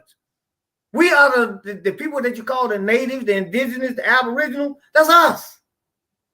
We were here. And so these people needed some people to work. So they came and got us because the white people blended in. But during the 1300s and 1400s, none of that shit. It's classism. The poor white man and us used to live together. We used to get along. Till he found out, hey, shit, I ain't getting ready to work myself to death. Let me work him. Sounds like a white man. No, but what I'm saying is, man, that wasn't the easiest way out. But what I'm saying is this right here. The white man of today, he's totally different from when I came up. That's why okay. No, look, when I was 12 years old, I went in the store, right? I couldn't understand it. I went in the store, picked up a bag of potato chips. Didn't want them. Put another bag of potato chips, picked it up. And I heard somebody say, nigga. It said, nigga, you gonna get some potato chips or what? And I'm saying to myself, what the fuck I do? But I said, I know one thing. I ain't gonna give you my damn money and put them potato chips down. And there started the generation of Malcolm X. That shit stuck in me like glue. But I never have mistreated a white person. Never have and never will. Hey, one day you were going off on a place. Do you know that? Huh? you pocket dialed me and you were cussing out a whole bunch of white people. Yeah. You were ready to fight them, and I was like, I'm trying to get your attention. Where you at? I'm trying to come to you. So I was up there at this place, and man said I stole something. Yo, brother, like I was like, yo, Yeah. where you at? I'm trying to come and help you, right? Yeah, one day, brother, you called me. We spoke a few minutes before. Then all of a sudden, I'm like, Muhammad, I hear you like, dang, I'll fuck up all y'all motherfuckers. And da da da da. And I'm like, yo, this is the brother I know. Where you at? Yes. Man, I'm gonna tell you, I had so many incidents, man. I played baseball, good in baseball, man. I go over with my white friends, man. I'm gonna tell you this incident. I'm gonna tell you another. I ain't gonna put the man's name out there. He cool people. This man was a state trooper, man. I didn't know that. We went over his house. They had a party. You know, white people having a party. I'm with him. Ain't no black people around. Shit, I'm drunk, man. I ain't drunk up every beer in that bitch. Because, you know, we don't get no free beer well, man. So I'm just drinking up folks' beers and shit. You know, because when you go so, because I sat down in the man's chair. I sat down in the chair. I went to sleep. Next thing I know, they call me Chick. Wake up, Chick. Wake up. That's what he called me. Yeah. Wake up, Chick. Man, these damn white people getting ready to kill you in here. And I got up, man, and left. But that white boy, that's my friend, man. That's my friend, man. I done went to sleep in the white man's chair, man. I done went to sleep in the white man's chair in his house. So many incidents. Man, listen, then one time I was with him, right? And we were riding around. And I was looking at, and this white chick passed by right on the car. And it was slow. You know, like slow in the park. Why don't you stay with your own color? Oh, she said that to you? Yeah. Why don't you stay with your own color? And then some of the white women, I go to parties. And then when the white friends, all the white people, when we was around, just try to feel on my jeans and below me and stuff. Then when the white people come back, she act like she was different. I'm like, what the hell going on, man? Right. So those are incidents that have happened to me in my life, man. And I never understood that shit, man. How could anybody not like somebody because they're a different color? Right. I don't understand that, man. It's easy. Somebody just said I could never do that, bro. I could never mistreat nobody because they're white. It's easy. Who is this right here? I'm here in the building. I'm Zip. I don't know. Who the hell is Zip? No, I don't know if they're watching. No, that's him, man. That's one of them dick beaters. He's trying to get on the screen. No. I don't think so. But it's Facebook user. So is he from the Spill with Spillman or is he from my page? Hey, tell him to say something so we find out. I know he is one of them guys hiding in the back, man, waiting to jack off. No. We just got blasted that one. We got blasted. They were coming. I can't take that no more, man. That was crazy. That might be. I don't know why I can't see the face. What's Zip, man? It's crazy because my page. Oh, that's Zigzag, man. No, it isn't. Is it? That is. Man, tell him to come on in. I said Zip, Lip. I'm in the building. Just Zigzag. That's him? Yeah. Zigzag. Bring him on, man. Listen, last time he was on here, we got attacked by the white militia. Where Brown Sugar at? She been running. Man, Brown Sugar running. She's running, man. She's running for me. When do y'all do this? Every week or what? Listen, pick a day and we'll do it, man. I'm game any day. Okay. And we love you too, brother. Zigzag. Zigzag, bring him on, man. Hey, listen, man. Can you imagine somebody talking junk to our brother and then they see him in the streets? They're like, "Oh, you're the same guy? I'm sorry." He's intimidating, isn't he, brother? Yeah, but Sean, I need you to do this for me, man. I need you to bring the strippers on. And then we're gonna talk politics to the strippers. Okay, I don't never done before, right? Who's ever done that?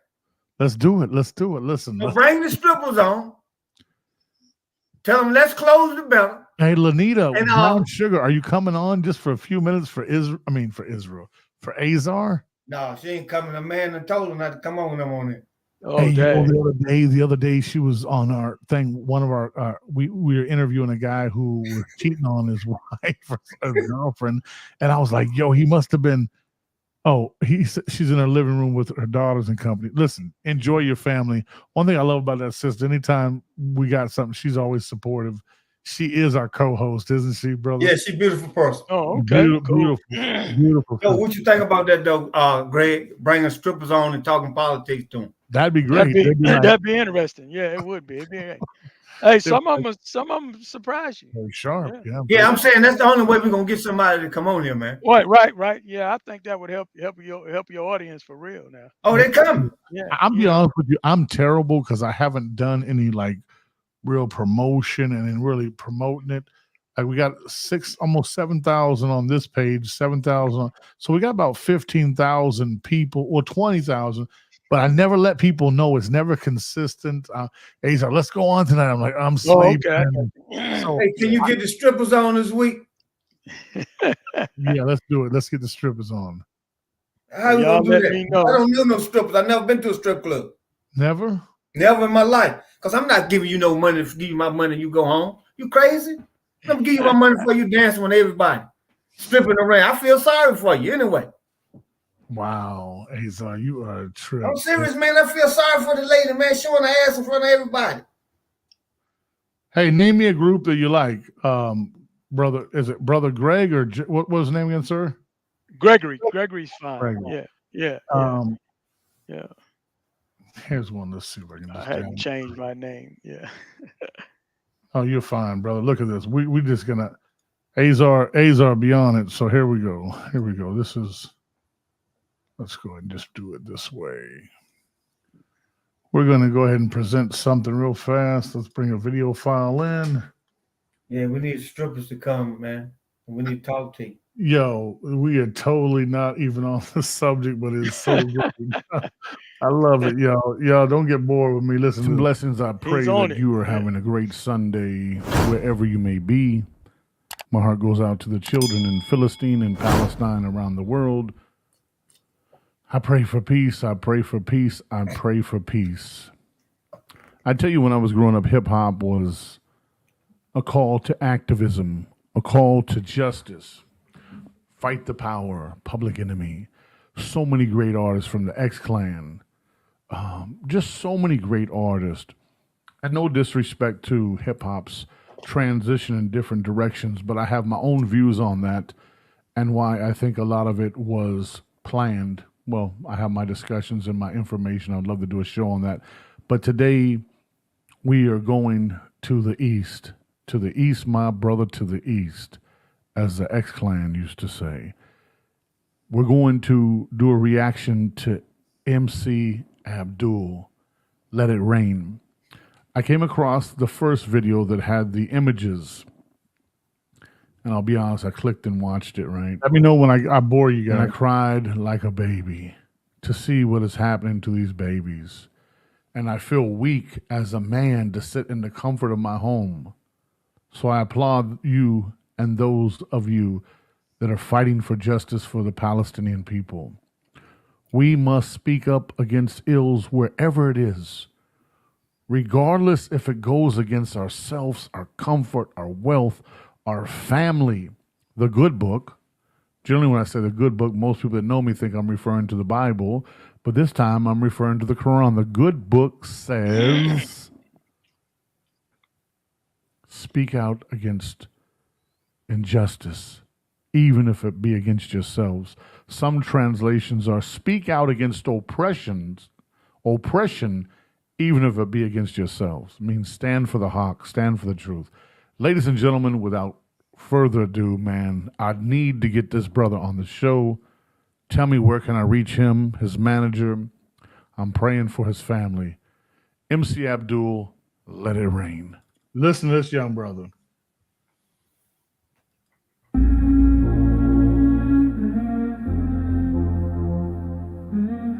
Oh my God, the Fugees, Lauryn Hill, Ready or Not. Born under siege, a place where you can't leave. Smoke's in the air, so it makes it hard to breathe. I need my family, protect them from the disease. I went to chase my dreams, hoping that they rescue me. Made it out the maze, God's been blessing me. First time in LA, got God's next to me. It's in my heart, it's in my veins. I've been smiling at the pain. Wait. Robbers acting violent, killing toddlers, bombing us with helicopters. They see me on that TV and they calling me the monster. That only makes me strong against the world. Oh, wow. Call him. This little brother's talented. Have you heard him, Ak? First time I ever heard him. Yeah, first time I've ever heard him. This is where I called America, bitch ass America. Forgive me. Segregating and putting the Israeli people in prison, and they were bombing the Israeli prison. America's the one that's funding the war. children. I would be the first to condemn the Palestinian people. There'll be a few of them that say, "Oh, it's the Hamas, ISIS. Oh my God, Al Qaeda, the different names." Come on, man. It's America. Come on. How many of you are 70 years old from America, 50 years old? Every 10 years, it's a different Islamic terrorist group that is a threat, right? And your government, you didn't buy into the fear, right? You didn't buy into the rhetoric, so then they hit you with something that's terrified. The COVID-19. Come on now. Yeah. There's no punches on this podcast. That's why I'm not monetized. YouTube will not monetize me. Freedom of speech must be speech that we protect, even if we don't like it, right? So, MC Abdul, you've opened up the fire in me, brother. You put passion back into me. You're a young soldier, and I pray that God, the Most High, Allah, blesses you. It's BS, man. Bring him on the show. The United Nations is such a joke. I'm so embarrassed. I don't ever want to hear any American say we live in the best country. If you'd like to do that, I will debate you. I don't care if you have a PhD, you're a scholar. I don't care if you're a minister, if you're an imam. I don't give a damn. How can Americans sit back, right, watching these babies being blown to bits and pieces while Israel is doing these terrible murders, hospitals, churches, mosques, and America, the big-ass bully, has her ships in the area? Could you imagine seeing a little kid getting beat? Bang, bang, getting beat up in the streets. And the world wants to come and help, but there's a big bully standing there saying, if you do, you'll be next. That's what America is doing. American politicians suck. They are cowardly. I've never met a more confused, cowardly group of people. Now, if the shoe don't fit, don't try to stuff your damn foot in it, man. How can we, come on, this is not GTA, Grand Theft Auto, or the old games we used to play, the Galaxy game. This is real human bodies. Bodies and babies that were created in the likeness of God. When I say the likeness of God, I'm talking about the ruh, the Spirit of God.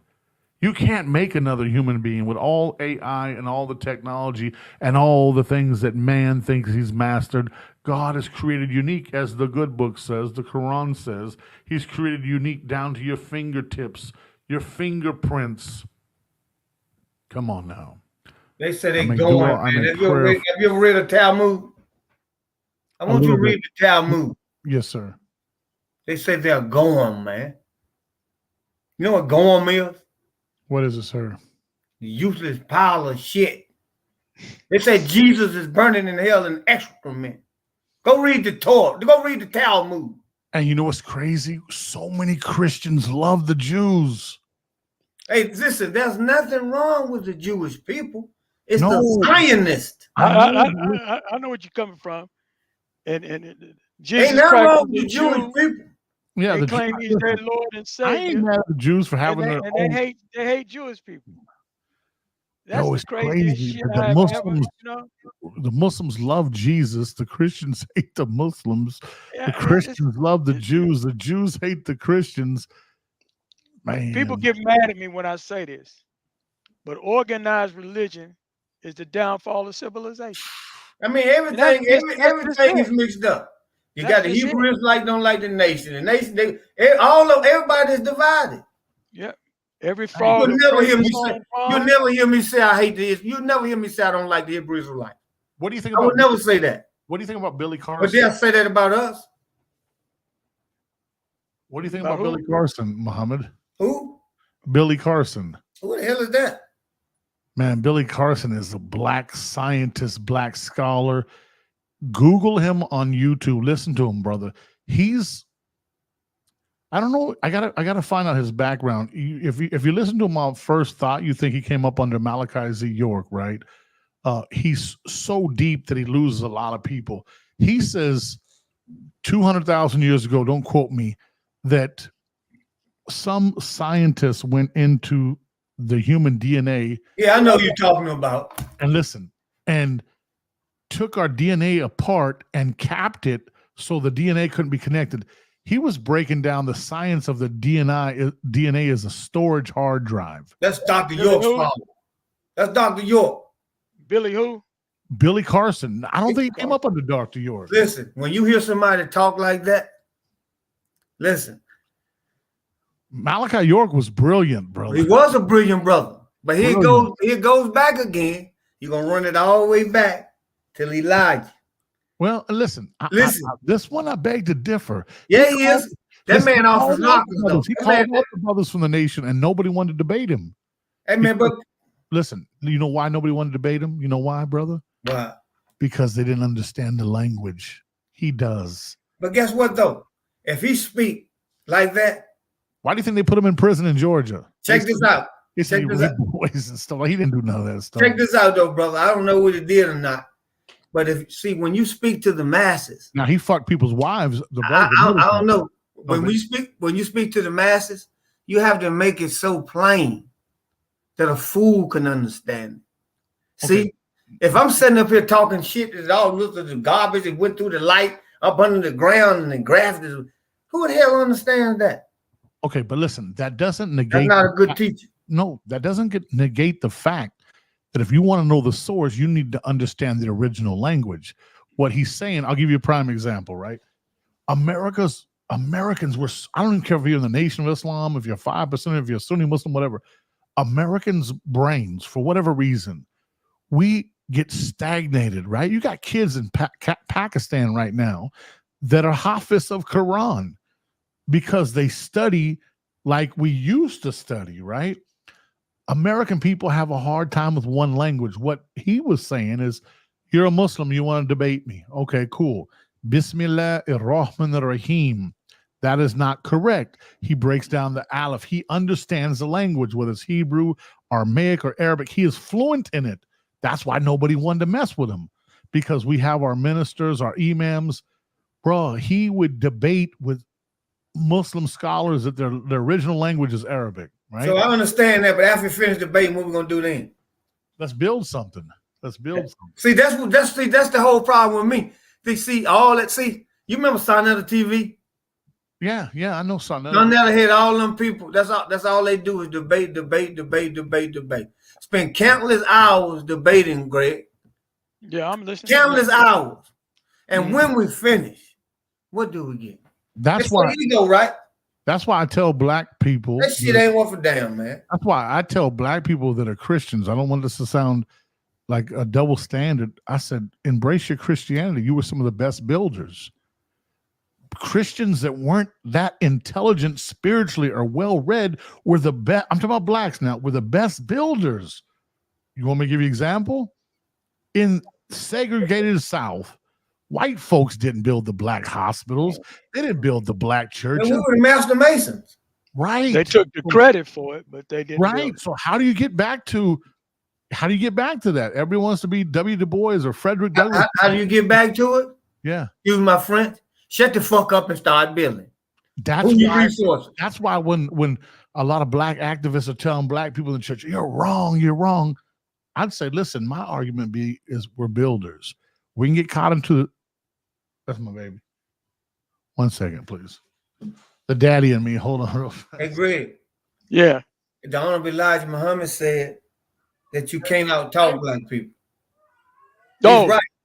He said, this is how you stop him from talking. Hey, bro, let's go build some supermarket. See, when they start all that, so this is how I did it. One day I went downtown. See, it's 2 or 3 different groups of Hebrew Israelites around here. They're different. It's different ones. So I was walking downtown one day. I was downtown in summertime. Hey, bro, I always knew he was going to do setup. Come over there. Who are you? I said, hey, let me ask you something, man. When we going to build some supermarkets? I said, when we build some supermarkets, some churches, some schools, and some banks, I'll talk to you. You know what he said? He can't say nothing. Because I got you. Why don't black people support Mechanics and Farmer? That's a black bank here in North Carolina. Why you can't get a monkey out of a tree with an apple and get them bananas? I've been damn if I know. My wife and I had an account with them for probably 3 decades. What happened? They just didn't do anything for me. Right. And And see, that's another thing. that's what Yeah. I can't stand to hear a black person Support me because I'm complain black, not about. because I'm good. Yeah, I can't and expecting somebody to do something for them. Now they didn't address my financial needs, so I went elsewhere. I didn't speak bad about them. Right. I didn't Right. I didn't waste my time being mad. But the building part, I had a young person tell me. Now he claimed out he was well off, and his exact words was, "Old nigga always trying to tell somebody what to do with their money." But you the nigga on social media begging for money, begging Mm. for reparations. And man, when I was coming up, and this may sound harsh, but the only thing I asked white folks to do was stay the fuck out my way. I got this. You just leave Damn. me alone. And that's all I Don't make want for you don't make is to life leave me. hard for me. Right. Yeah, just leave me the fuck alone. I ain't gonna ask you for nothing. I ain't gonna ask you to give me nothing. You're gonna pay me for my talent and my skill and my knowledge. And I didn't have much problem really. People gonna talk. People gonna talk whether they know you or don't know you. I wasn't well liked, but I was respected. So when I hear that they ain't done that, then you got to do the math.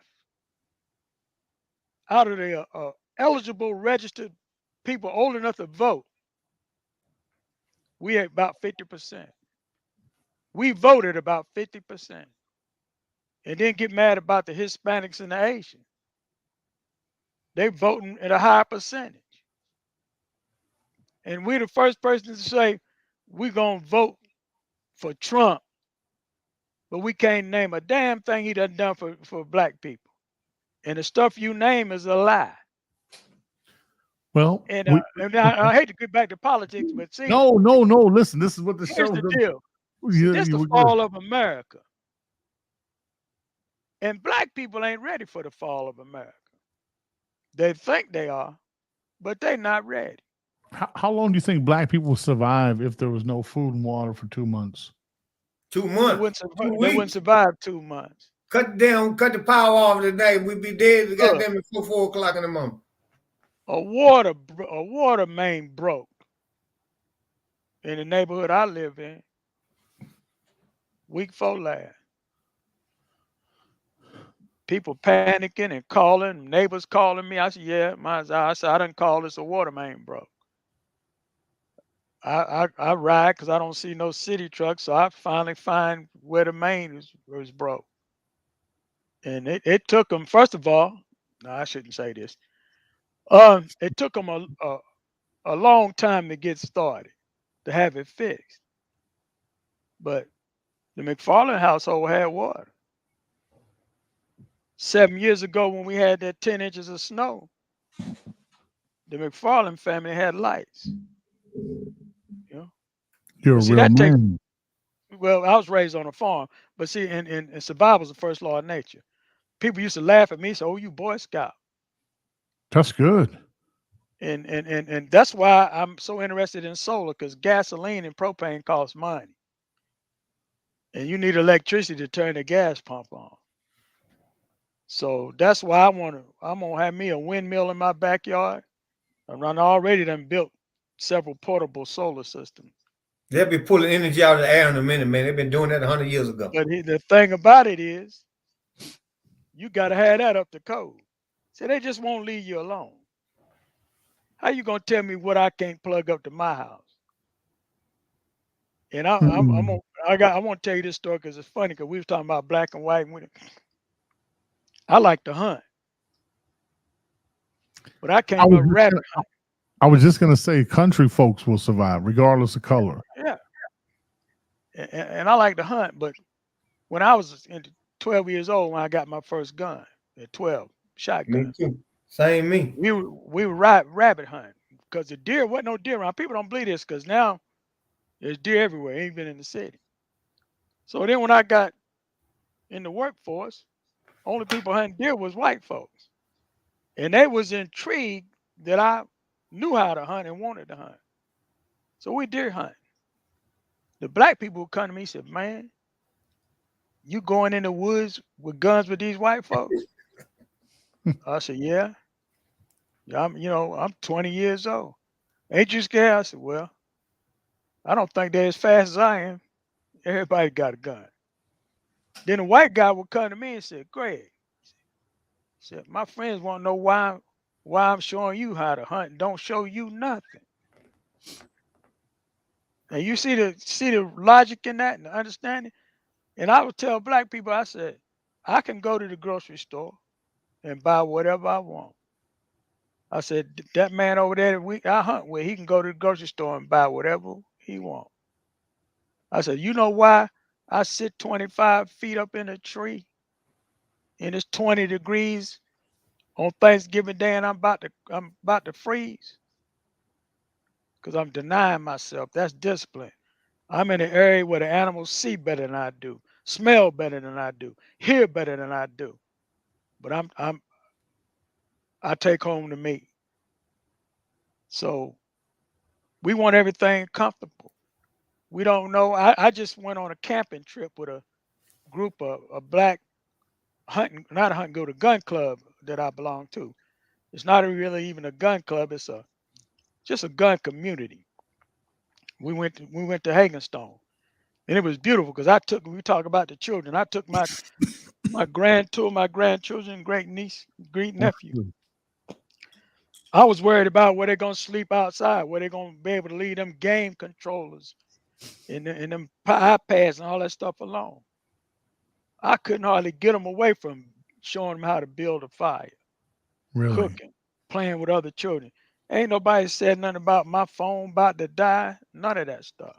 That's good. You mentioned about the young people and they're killing themselves because they had no activities. And I ain't talking about no, library. That's fine. I'm talking about going outside. We played outside. I know you played outside. I don't know your All age. day, baby. I played baseball all day. Played outside. We wasn't sitting in front of no TV. And when you could take a piece of dryer lint and some Vaseline and start a roaring fire, you would get kids. They like that. When you take a ferro rod and a piece of steel or a knife blade and show them you can strike and build a fire. I don't use no lighter fluid because I don't want that taste in my food. And when we got there, these kids, the group before us, the campfire wasn't completely out. It was just smoldering. I look back 15 minutes later, they had a roaring fire and not a match was struck. You know who I'm talking about, Brother Azar. Yeah. And that's what we need. But it's good. We need to build something, but we need to build trust first. I had a lady, man. I knew a lady had a beauty supply, hard working lady, got a brand new black Jaguar. I'm in the parking lot, and I heard this woman say, "I ain't going to her shop no more. Help her pay for that Jaguar." Damn. That's the kind of mindset we have as a people. Wow. We're damaged people. All right. Now I got a YouTube. Like I said, I got a YouTube. If I tag my YouTube to my Facebook, I get 2 or 3 views. If I put it on there for free, I get 50 to 100 views. And I had one friend tell me, I said, man, go check out. Why? So you can get more likes? Wow. See what I'm saying? Something as simple as that. And I'm gonna be honest with you. I'm not. Why I want to build, but let me hold up. Why I'm going to try to invest with people with a mindset like that? Right. First thing we got to build is trust and respect. That's what we got to build. When we can build that, we can do anything then. See, when I grew up playing baseball and stuff like that. I stayed around a lot of white people, but this is what people don't understand.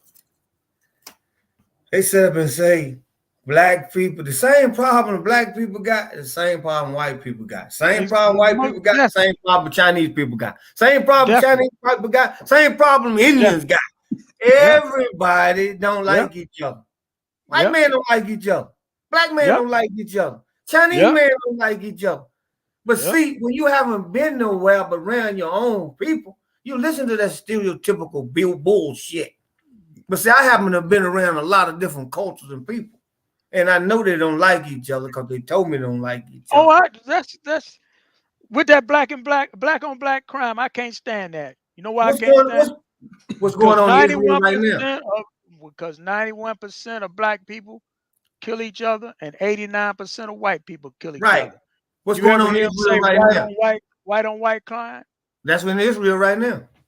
Yeah. Palestine and Israel. I'm still white people right now fighting. But they don't like each other, but they realize one thing. You just call the Palestinians whites? Yeah, them white folk. You call those dark Arabs white folks? No, them white people over there right now. Them white people. They show on TV. Them white people I'm talking about. See, I tell people, I could call myself an Eskimo. Is anybody gonna believe that bullshit? Well, if you go down right now, when somebody run down what's in them, who they are, I'm that. I'm gonna look at you. I'm already determined what you are and who you are. When they write on the census paper, let them show you what he got down there. Let them show you what he got down there on the census paper. A lot of Arabs are definitely white. I agree with that. I know they do. A lot of them are brown too, brother. Yeah. They ain't gonna put no brown down on that census paper though. Man, my job sent me to Brazil for 6 weeks. Oh my God, I bet you love it. And I was at home. But when you look at Brazil on TV and they show you all that, they show you white folks. Can I ask you a lot of white? Yes. I'm sorry for cutting you off. Was the Brazilian women bad? Were they sexy? Yes. Yeah. I ain't never seen a woman period that won't sex. And don't think it. Anybody tell you that's a white woman right there? Let them get by herself and she fine.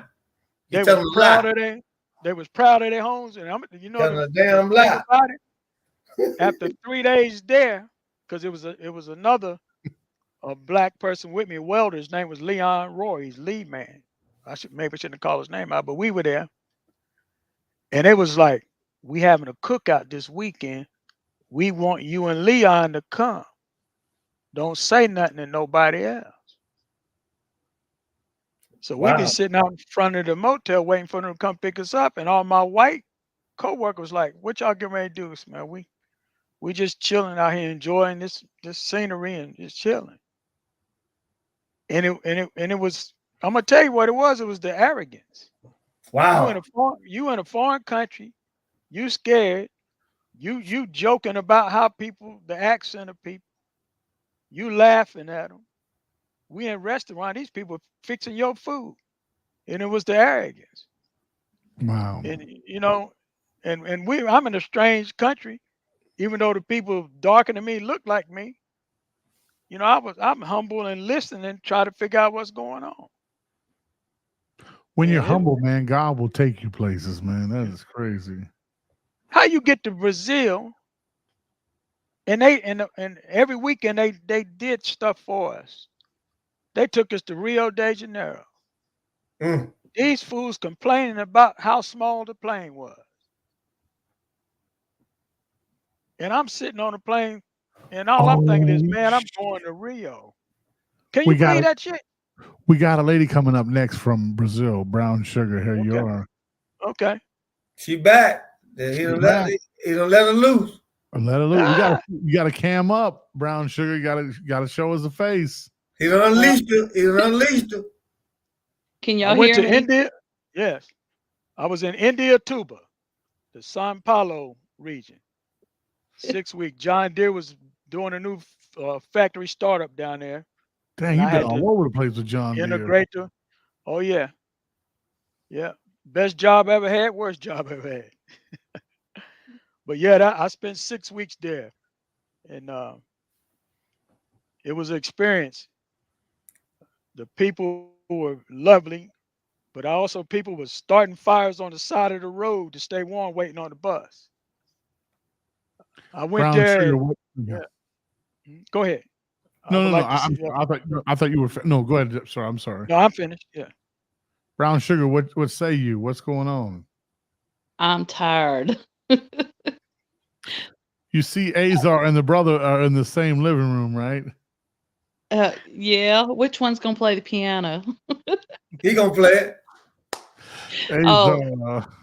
okay. So he's gonna play the piano, and you're gonna sing to me, Azar. Okay, I got you. No, your man there. If I play the Who? piano, I'm gonna clean the room. I'll clear the room. Your man get And I'll mad I put play him the play piano. piano. Who? What man? She's single, brother. Yeah, still Lil gotta- Wayne's a singer for the night. we still got to do the show at her house one day when she's in Yeah. out.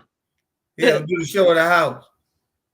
Yeah, I know. That's right. We was gonna I was gonna cook up some food for everybody. Hey, get my Yeah. man. Get my man to come on there. What's his name? The comedian. Oh, you talking about Michael Collier, my brother-in-law? Yeah, Yeah. we need to get him on there. Yeah. Okay. Oh, Okay. hey, actually, last weekend, we were up at the restaurant for 4 nights. He was in town, and we had a great crowd each night. We really did. Where's this place at? This is at Simply Sonia's at 3050 University Parkway in Winston-Salem. We I need ain't to never go been to there. Azar. We need You to ever go. been there before, man? Never. We need to. Simply Sonia's. Yeah, Is yeah. it in the hotel? It is in the hotel, but you can enter the restaurant from outside or from the lobby in the hotel. Simply Um, Sonia's. Yeah, Simply Sonny's. On Thursday nights, starting at 8 o'clock, we have what they call open mic night. And we have music talent, we have poets, and we have comedians. And it's just to relax the grown, sexy atmosphere. You're safe. You come out for just a couple hours. Some people don't get to come out on the weekend, so they'll come out for open mic night. And then generally she has something, there on Friday night. We usually would have a DJ from 8 o'clock, 11 o'clock, or 12. But last weekend, I am still trying to rest, recover from that. So, I bet. and then I had my family to come over to complete our Christmas celebration because it's so hard to get everybody together. So instead of doing like a traditional Christmas dinner and all, which was, delayed after the New Year, we all did different soups. We had about 7 soups in here and desserts and everything. So, yeah, I made all my girls get in here and get to cooking and everything. Wow. But yeah, and it was fun, something different. So then we had the kids here, so we played with the giant cards of Uno. I could see the numbers real good on those The cards. big cards. Okay. Yeah, big ass cards.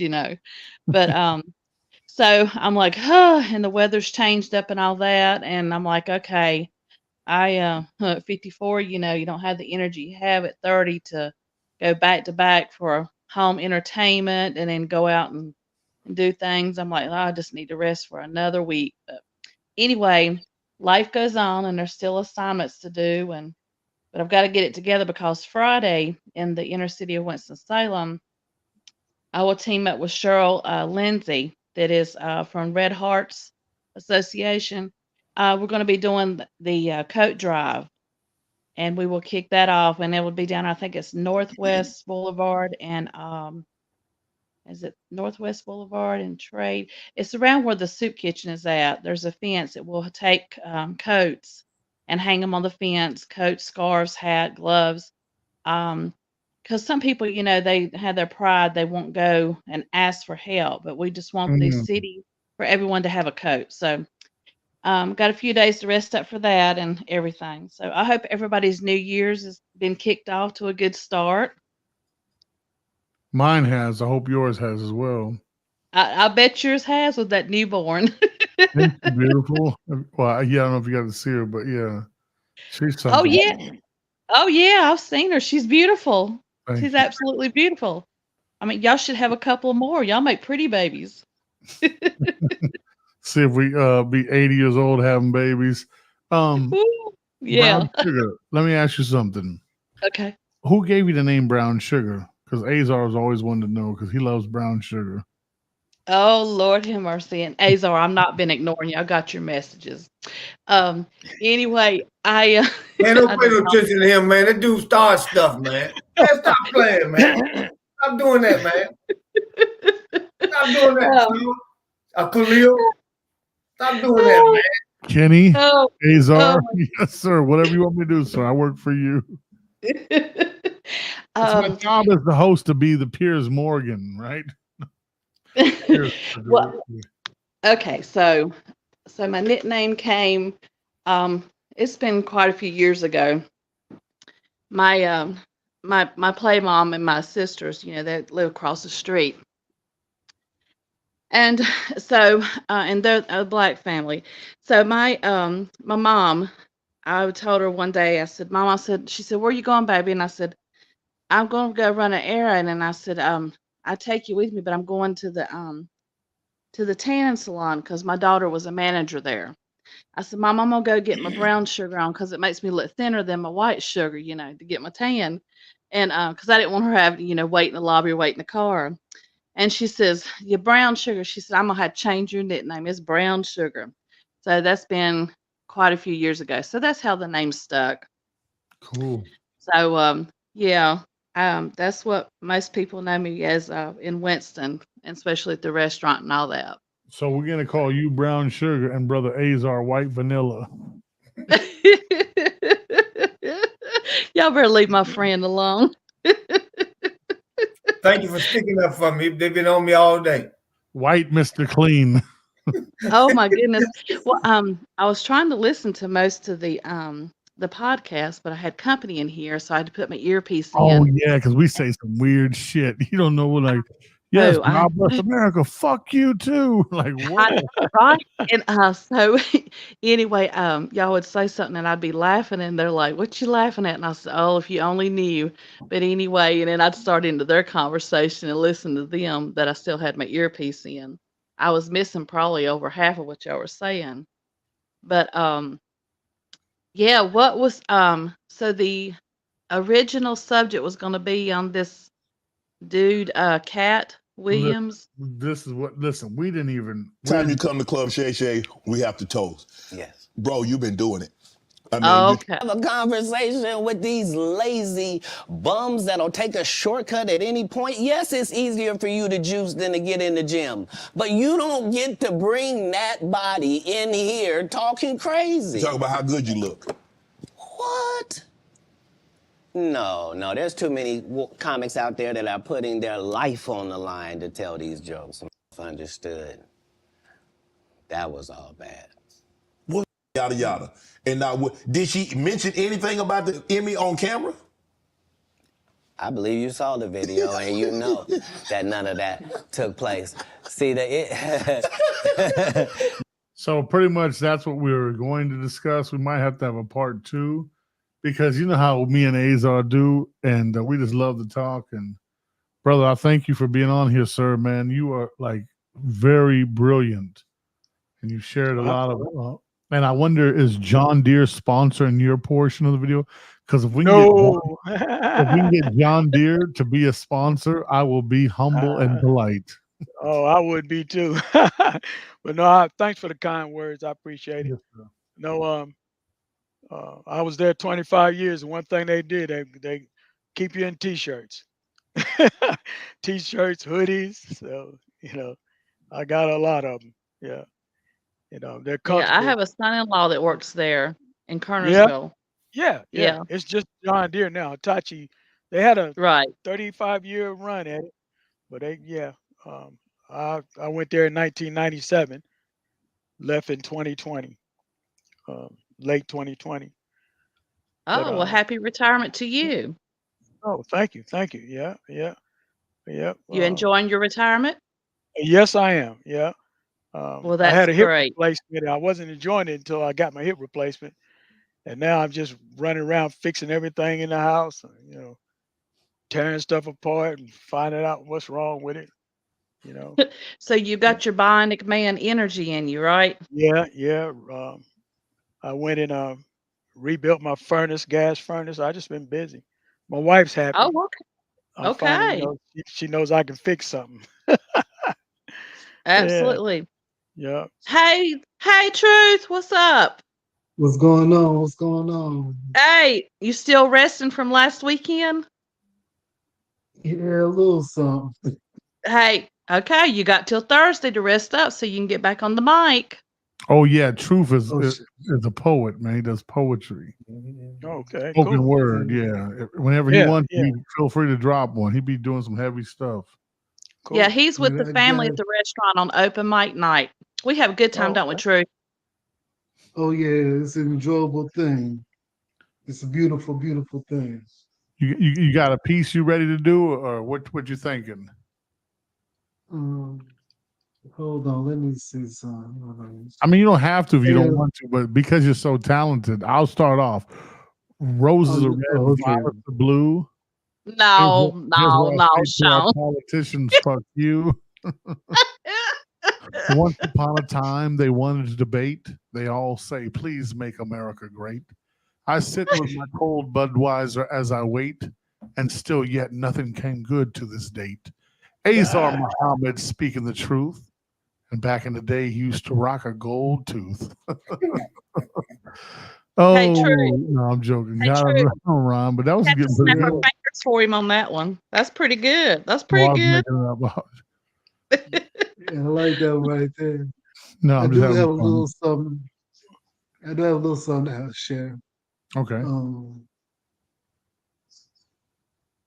Late at night, I've been finding myself still asking most questionables, but see, they would tell me if I got a question, I need to talk to you, so I need to speak with you. Things have been on my mind, it's been wandering back and forth. See, for those who ain't really have, hold on.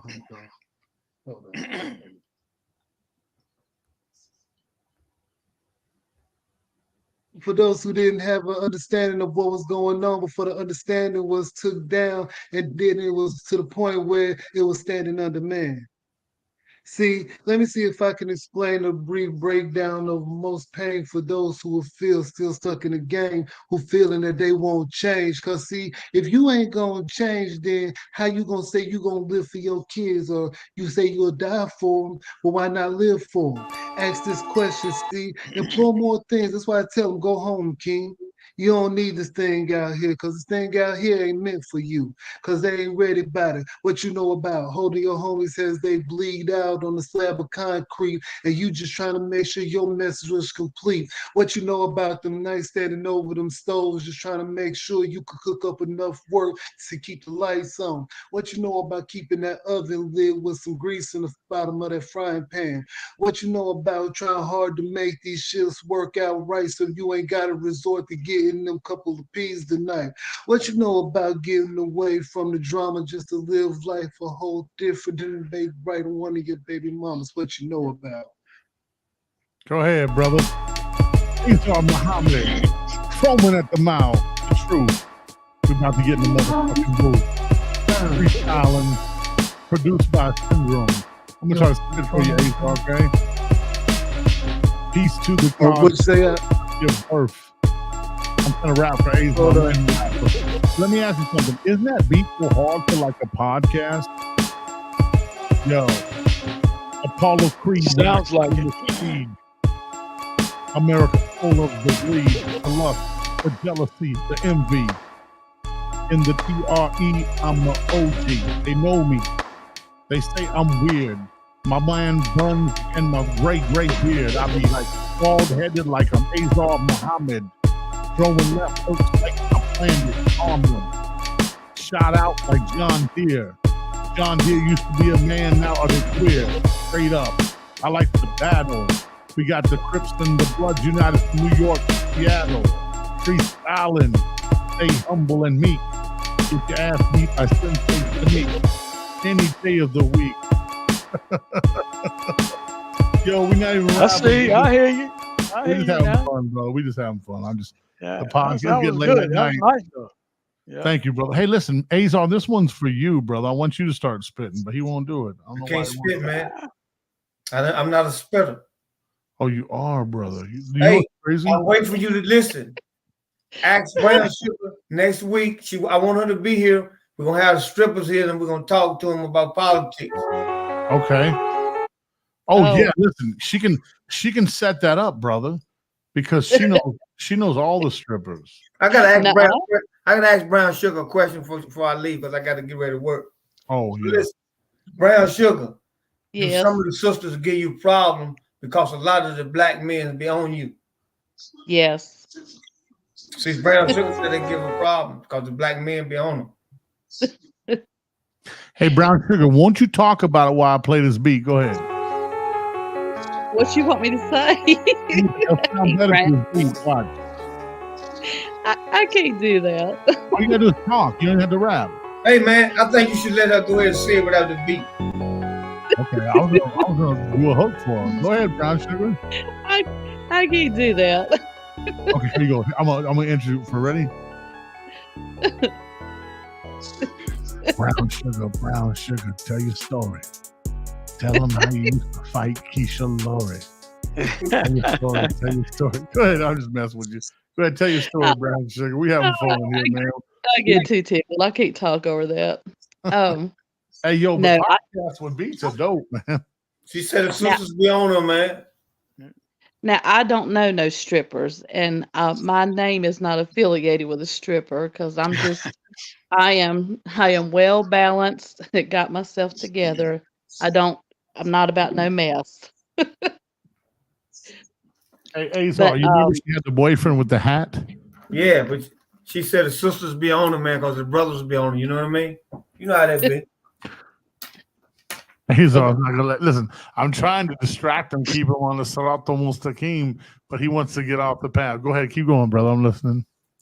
You're doing what I would do if I wasn't married and Keisha was on here. Go ahead, keep going.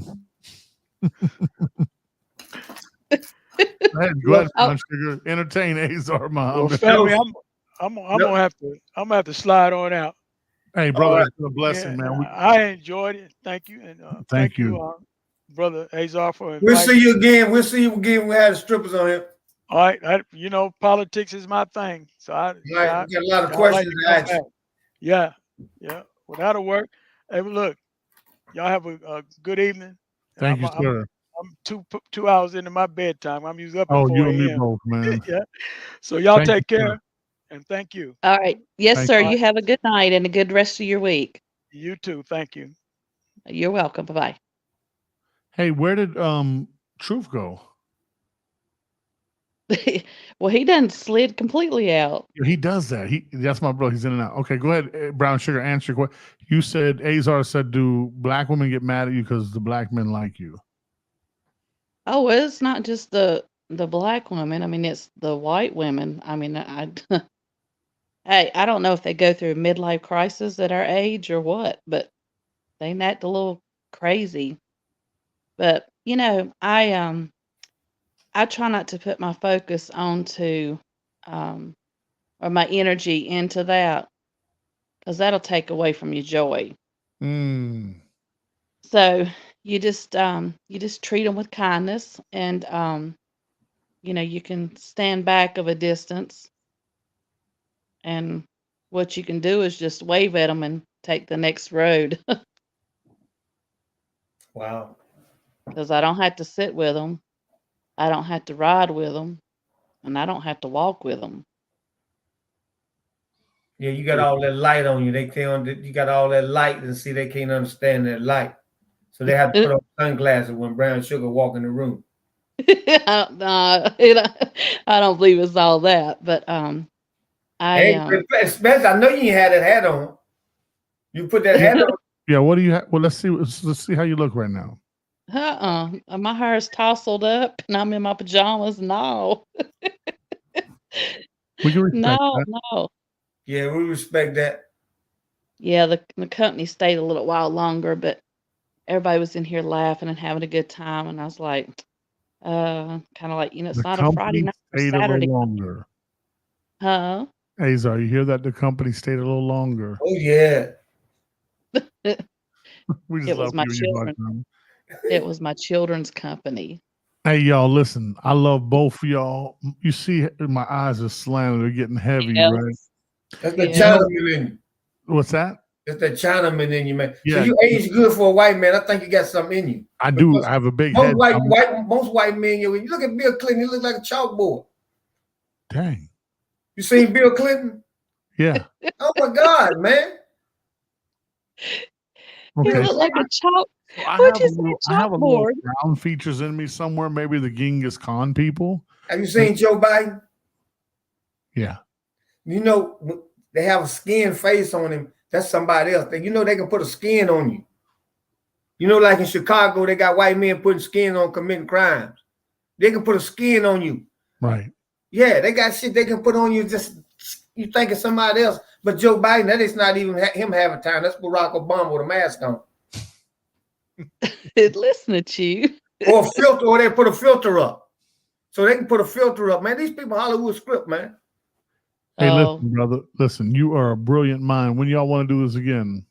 Let's set the time and date. I don't know. Brown sugar can get off the sofa, man. She can't get off the sofa. Man, they won't let her off the sofa. That ain't true. We need to start doing the in. Man, you guys are crazy. We can't get your boy Zigzag back. Oh, Zigzag was about to hurt that guy. Remember, him and Brown Sugar were mad because the guy was going at Brown Sugar and Zigzag. Yeah. They were like, you and Zigzag were like, kick him off. And me and Muhammad were like, yo, this is great. Because me and Muhammad are wired weird, man. We love the controversy, you know. Oh yeah, that clown that came on with his little strobe lights. Is that the one you're talking about? Yeah, he was like, hey, all the black girls love me. Yeah, all the black girls love me. That makes you want to take your hoops out and throw your hat off and smack him. Yeah, he's just kind of rotten trash. Yeah, he talked junk that my man Zigzag wanted to kill him. He told Zigzag his teeth like they was in his tongue like it was in jail. It's crazy, man. Yeah, I remember that. He is crazy. Yeah. I'm different. If he would have said, hey, you got a big head, you slanted-eyed bastard, I would have loved it and told him, yo, you look like a uncircumcised dickhead or something. You know, I would have. Prophet Muhammad fucked a 6-year-old. Prophet Muhammad fucked a 6-year-old. You remember him? I was like, yo, so did your grandfather, man. On to the next. Come on, let's go, man. Yeah, he said that, man. He kept saying that. He kept saying that. He said, Azar, man, what are you fucking mad at, man? Who are you fucking mad at, dude? I love that shit. Yo, you were mad. You were mad. You were getting into it. Man, listen, it's been a blessing, y'all. It's past my curfew. Yes, go to bed. Get your rest.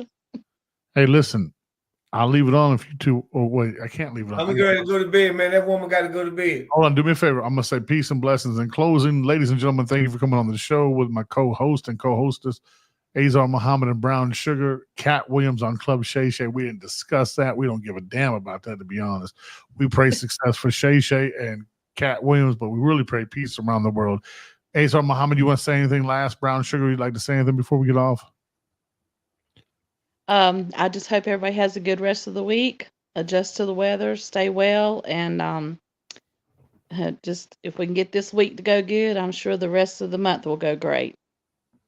2024, we got some stuff coming that's gonna blow us away, bro. Is it really 2024? I remember in 2000, we're like people were like the world's ending. No, the world ain't gonna end. We gonna die, but this world gonna stay here. Our ass going away from here though. Y'all have a blessed evening. Please don't click off. Let me just end the stream real fast. I need to get to your